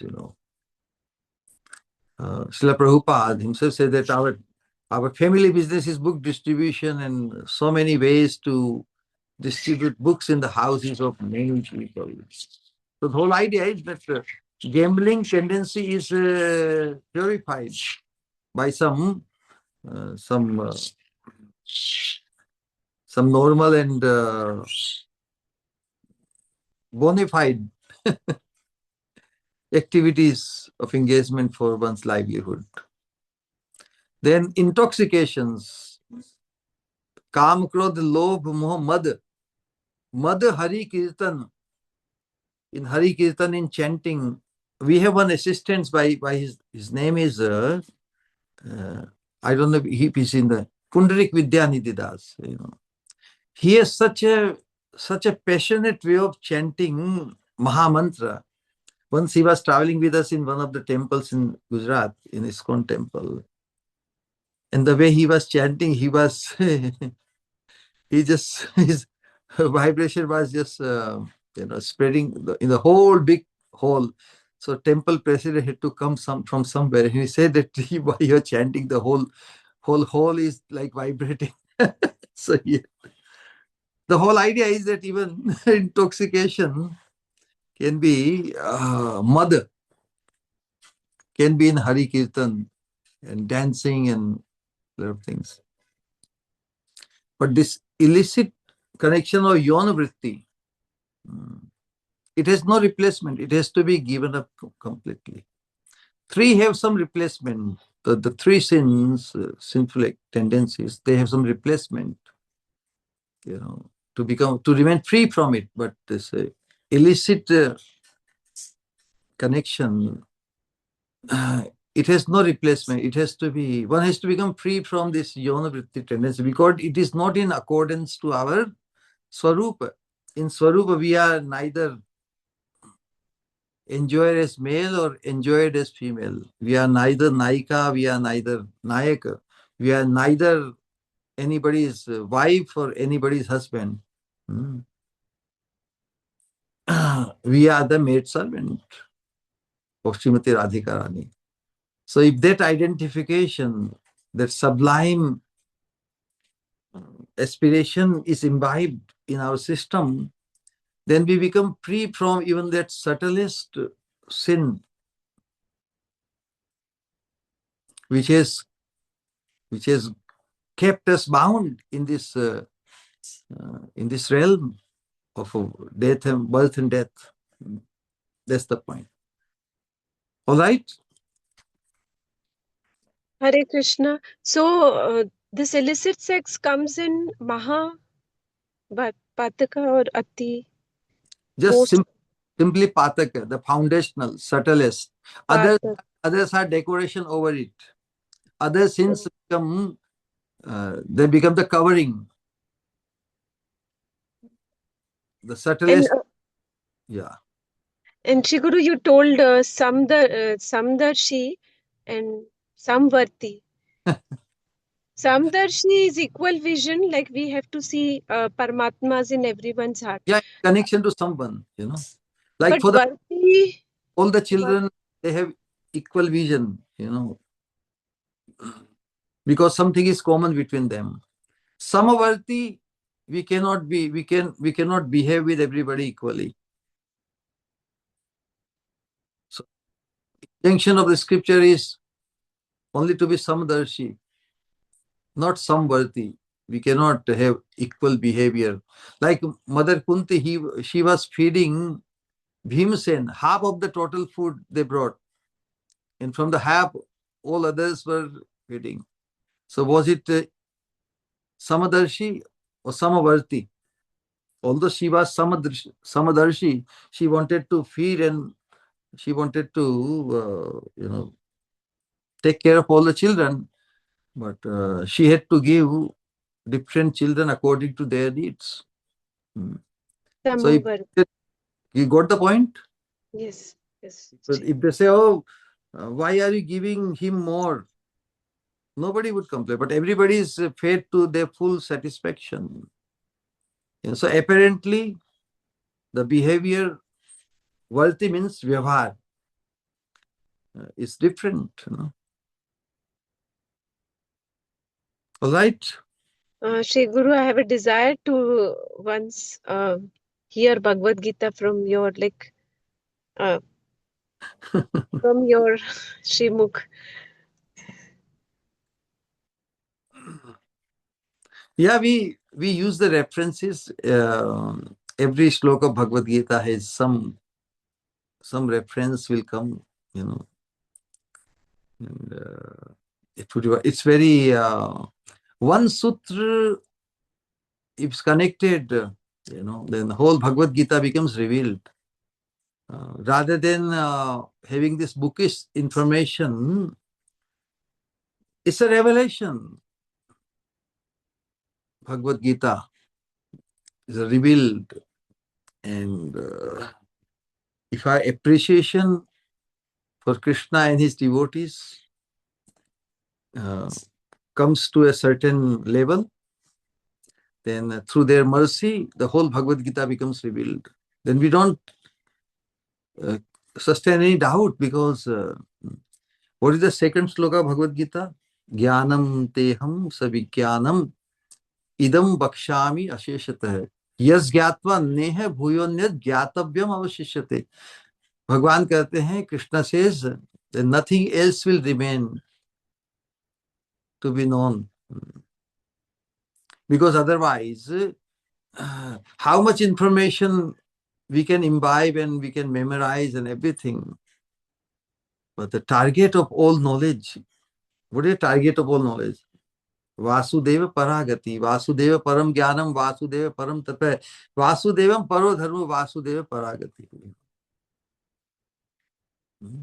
In Bhagavatam, this sloka comes in Vasudeva Paraveda, Vasudeva Paramakha, Vasudeva Para Yoga, Vasudeva Parakriya, Vasudeva Param Jnanam, Vasudeva Param Tapa, Vasudeva Paro Dharmo, Vasudeva Paragati. So, Vasudeva is our supreme ultimate destination. If this is appreciated at fullest extent, then all scriptures and everything is revealed. All others, stories, and they are all details. But oftentimes, in the name of acquiring knowledge and information, we get lost. Either we get lost into information or we identify with the information as to how much we know. But the real essence is to marvel this appreciation that our destination is Krishna, Sri Radha Krishna. All right, Krishna. Thank you, Shri Guru. Hare Krishna, Shri Guru. Hare. Koti Pranam. The neophytes or the person practicing Bhagavad Gita from at least 8-10 years will be surprised to hear the last paragraph which you just said, Shri Guru. Adbhut. And one thing, like from long time, I was feeling like every Monday satsang was there and every Saturday, and it was a big gap in middle. And so thank you so much for coming in front of us on this Wednesday also. One question I wanted to ask Shri Guru, Samadarshi and Samabuddhi, which you explained just now, like many kids who don't even read like Bhagavad Gita, like 20, 25 years old, they say one question regularly, when you see everybody is a spirit soul, then why do you differentiate between the maid servants who are there at our home or the beggars who come outside and the brahmanas? Like, why don't you treat them equally, make them everybody sit on the dining table only and have food with us? This question they ask many times. So in short, what to answer, Shri Guru? So you already got the answer, no? We explained it. We cannot be samvarti because we are in the society. Society has a structure, correct? Everybody has one's individual duty and individual responsibility. We don't guest one who comes occasionally, correct? And somebody is given, somebody is in a position of a master or boss, So in practical behavior, we are supposed to treat if you are employed in a company and if you if you tell your boss, okay, we are equal, will he appreciate? And why not for oneself? It should be natural to take a humble position. So those who are devotionally cultured, they can respect everyone. Even we don't have to treat everybody equally, but aspire. Respecting means not disrespecting anybody just because they don't have as much money or as much education, as much position. Seeing equivision in spiritual identification. They are as dear to Krishna as you, me, or anyone else. So that should not be any misunderstanding on that count. Correct? So if the servant comes in the house and he cooks or cleans, so naturally he takes his part at the end. Everybody has their timing and positions. So even while behaving with different people according to their position and time, we can still be respectful to others in equivision. Correct? So that's why those who come to the temple or in spiritual gathering, everybody sits down on the same platform, correct? So in accordance to time, place and circumstances, we can have spiritual vision of unity, but in behavior, in vyavhar, we have to act differently with different people under different circumstances. There is nothing wrong in it. Our consciousness has to be intact, correct? So if our consciousness of equivision spiritually is there, then we will not be able to disrespect anybody. Even if we don't show as much respect or to those who are socially or in otherwise situated in a higher position, You got the point? So there is nothing wrong with it. We can still keep the equivision spiritually. All right? Make them the recipient of prasadam, And also try to share Krishna consciousness as much as they can receive. They also have equal opportunity, if only if they are ready to, somebody may be very socially very situated in a higher position, but they may not be inclined. But those who may not be socially so highly positioned, they can be more inclined. So from spiritually, they will gain our greater respect.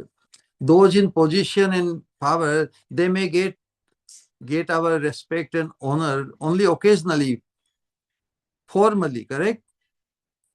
But those who are spiritually inclined and spiritually showing the progress, they gain our real informal respect, because ultimately we have to move beyond formality. So these differences appear only in formal behavior. Informally, we can really find unity or equal vision among those who have same or similar spiritual inclination.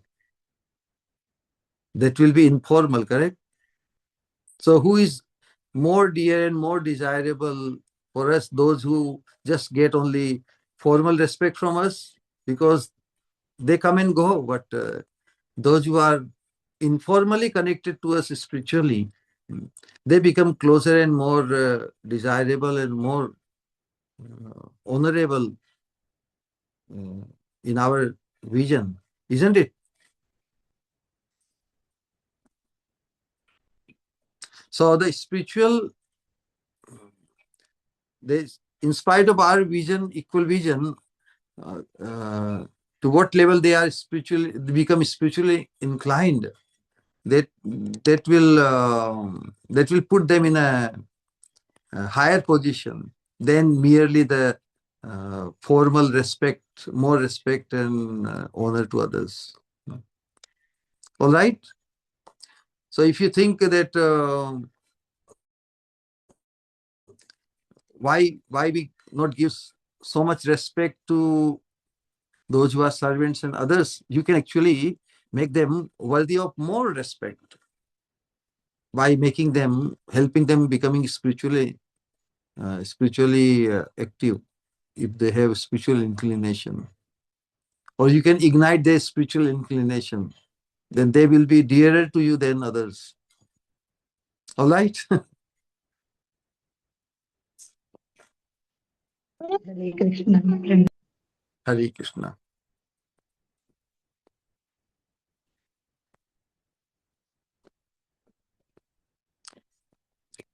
I think.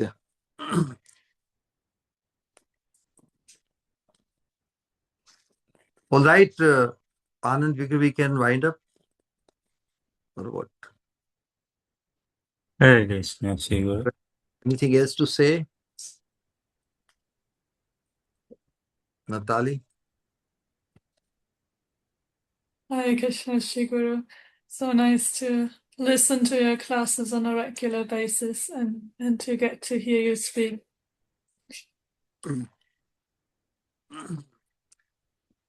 I'm more used to speaking Hindi, but I appreciate you all, involving me in or engaging me in speaking in English. So I feel also getting more trained to speak in English.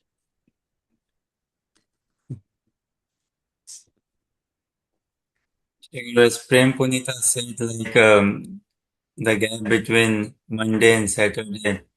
This is all of our heart's craving, Shri Guru, to hear from you throughout the day, daily, and have your darshan, Shri Guru. Wonderful, Shri Guru. And amazing satsang, Shri Guru.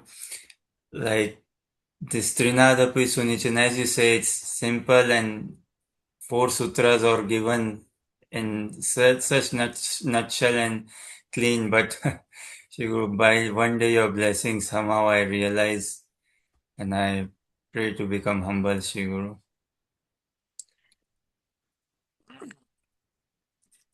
Yeah, we have to just more and more hear and contemplate the ideal behavior of our, very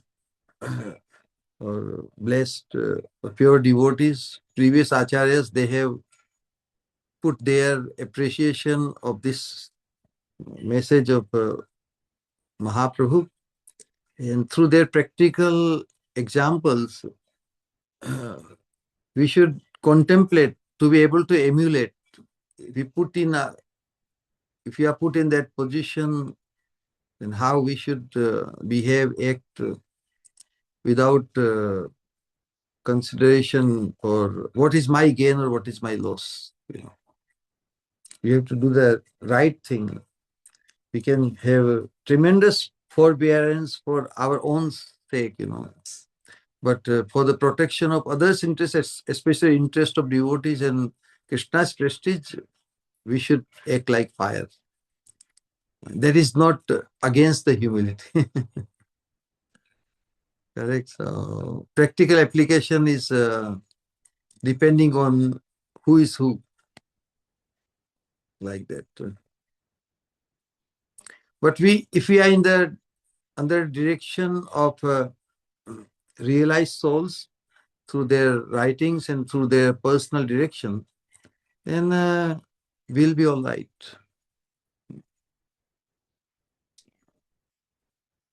Okay? Hare Krishna, Shri Guru. Hare Krishna, Pranam Shri Guru. Hare Krishna will come. कुछ कहना है कहो? Kaho? In English, correct? नहीं. Okay, how many do not know English in this? Except Natali, who else does not know Hindi? Does not know English? Does not know Hindi, yes. No one else? Everybody else knows? Shri Guru Suvilasini. Acha. She's not taking Hindi classes lately?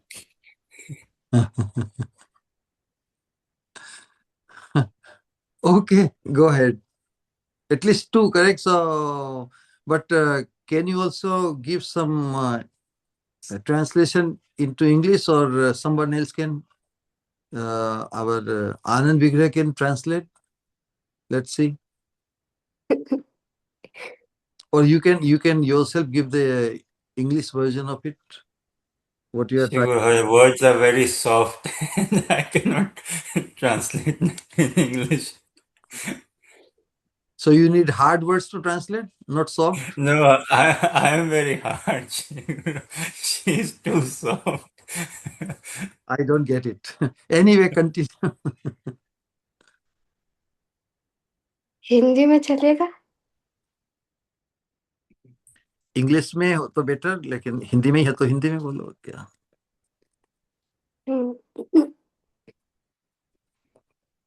कहने में तो आज भी डर ही लग रहा है। हर बार जैसे डर बढ़ता ही जा रहा है, कम होने की जगह। चाहे कुछ भी हो, सब साइड करके केवल आपकी प्रसन्नता के लिए एक छोटा सा प्रयास कर रही हूँ, बोलने का अभ्यास।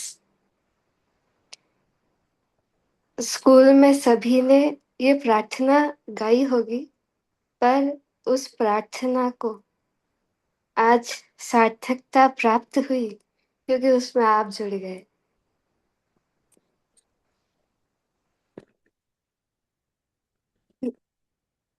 इतनी शक्ति मुझे देना श्री गुरु, मन का विश्वास कमजोर होना।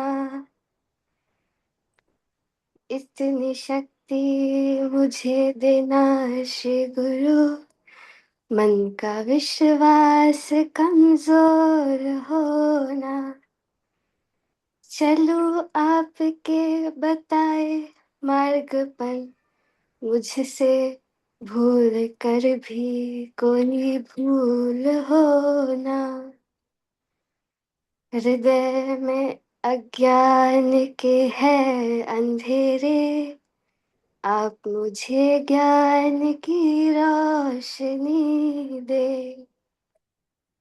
हर असत्संग से बच के रहूं मैं, जितनी भी दो आपकी सेवा भरी जिंदगी दो। अपराध होना चरणों में किसी के, भावना मन में मान प्रतिष्ठा की होना।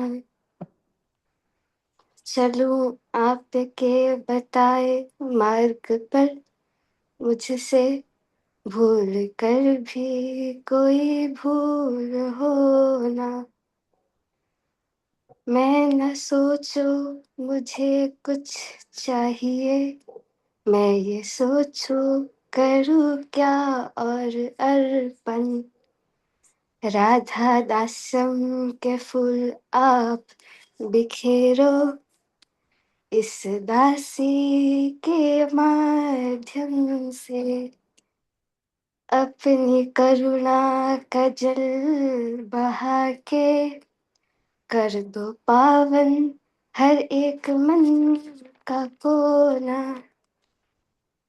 चलो आपके बताए मार्ग पर, मुझसे भूल कर भी कोई भूल होना। इतनी शक्ति मुझे देना श्री गुरु, क्रंदन से कमजोर बनूं ना।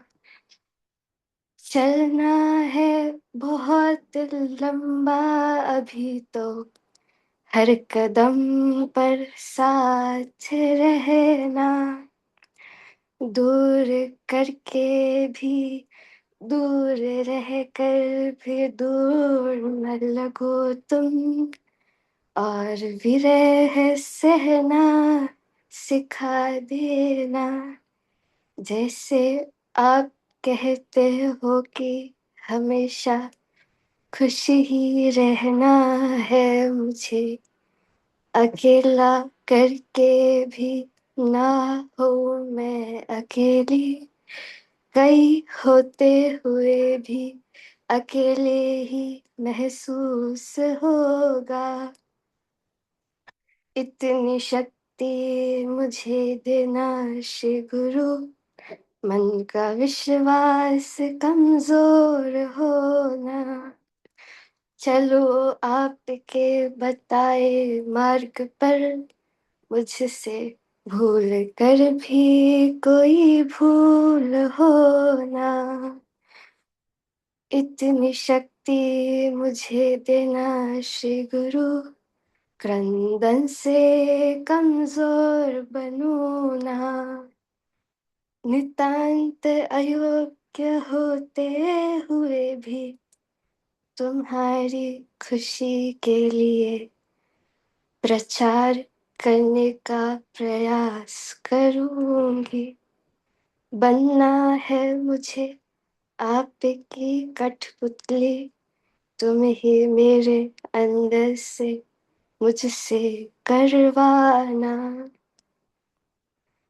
आनियाछो यदि प्रभु आमारे नाचाते, नाचाओ नाचाओ प्रभु नाचाओ से मते, काष्ठेर पुतली जठा नाचाओ से मते.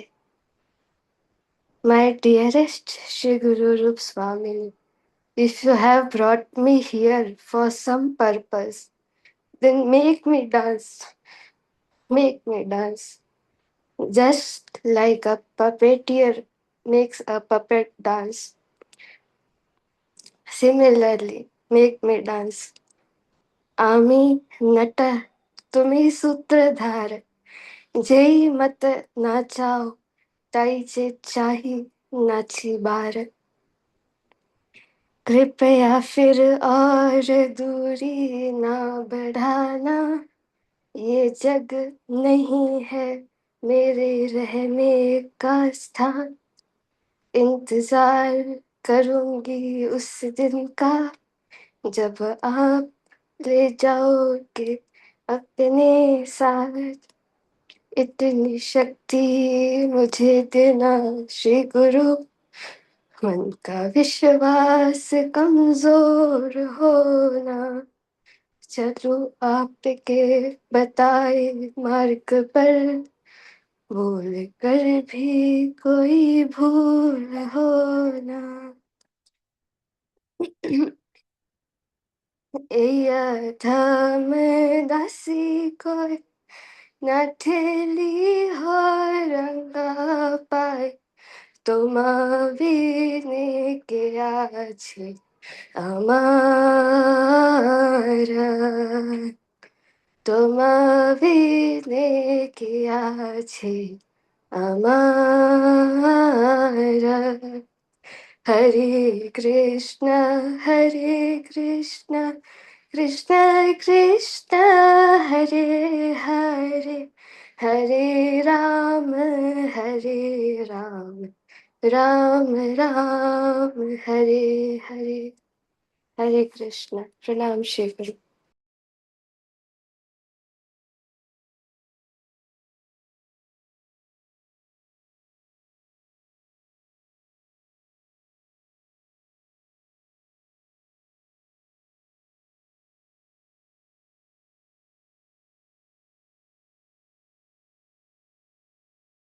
Caitanya, so, Sri Swamini Mati. Caitanya Sadari.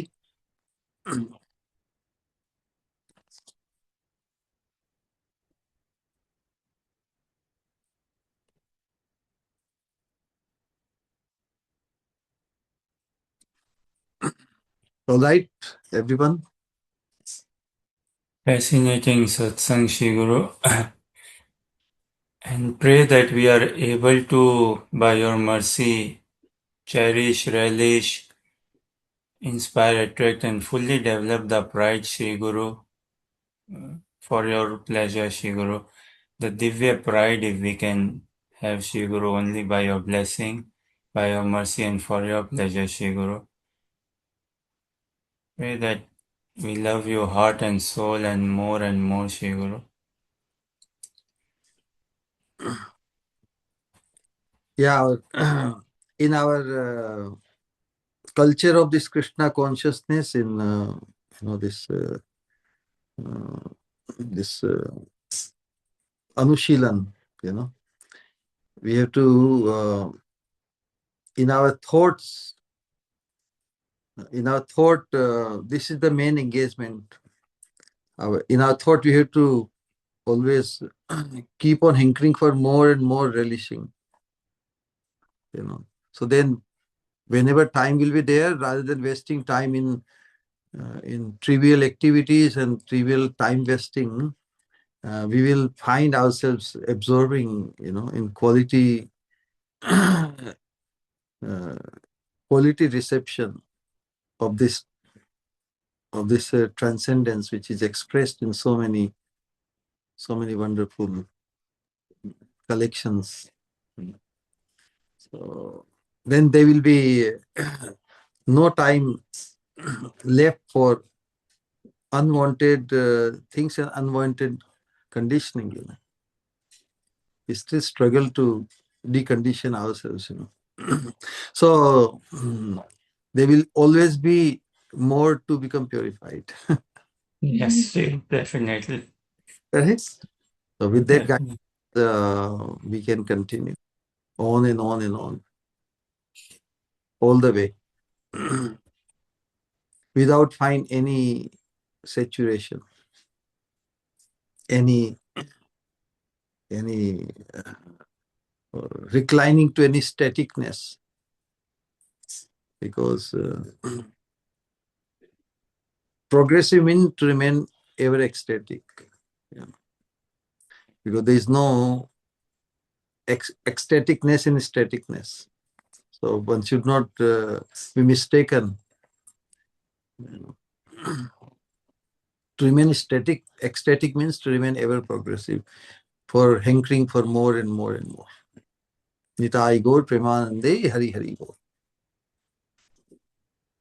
Words can never define, describe your glory, Shri Guru, your divine grace, Shri Guru. Koti Koti Pranam. For your pleasure, all of us chant 3 times the Hare Krishna Mahamantra for the sheer divine pleasure of our Shri Guru and the divine couple. Hare Krishna, Hare Hare Krishna, Krishna Krishna, Hare Krishna, Hare, Hare Hare Hare Rama, Hare Hare Rama, Rama, Rama Hare Rama, Rama, Hare Hare Hare. Rama, Hare Hare Krishna, Hare Hare Krishna, Krishna, Krishna Krishna Krishna, Krishna, Hare Hare, Hare Hare, Hare Hare Hare Rama, Rama, Hare Rama, Rama Hare Rama, Rama, Hare Hare Hare, Hare Krishna, Hare Krishna, Krishna Krishna, Hare Hare, Hare Rama, Hare Rama, Rama Rama, Hare Krishna, Hare Krishna, Krishna Krishna, Hare Hare, Hare Ram, Ram Ram, Hare Hare. Nitai Gaur Chant, Premanande Hari Hari Gaur. Hare Hare chant from Bol. the core of our hearts, our dear most Shri Guru, Srila Bhaktisvarupa Govind Maharaj Ki Jai, Jai. Jai Jai, Jai Jai. Gurudev, Jai Jai Gurudev. Gaur Premanande Hari Hari Hari Hari. Hari. Pranam Gaur, Shri Guru, Hare Krishna. Hare Krishna. Loving greetings to everyone. And Thank you. we, Pranam we Shri Guru Hare will Krishna. join you in less than an hour, in Harinam. What is that, Kirtan? All right. See you then. Nitai Gaur Premanande Hari Hari Hari Hari Hari Hari Gaur. Dandot Pranam Gurudev, Hare Krishna. Hare Krishna, Shri Swamini Matyastu. Welcome. Gaur Premanande Hari Hari Gaur. So this Saturday, actually, well, Friday is coming, so then we'll decide what we do after Friday. Okay? Can't wait to associate with you, Shri Guru, in person. Okay. Nitai Gaur Premanande Hari Hari Gaur.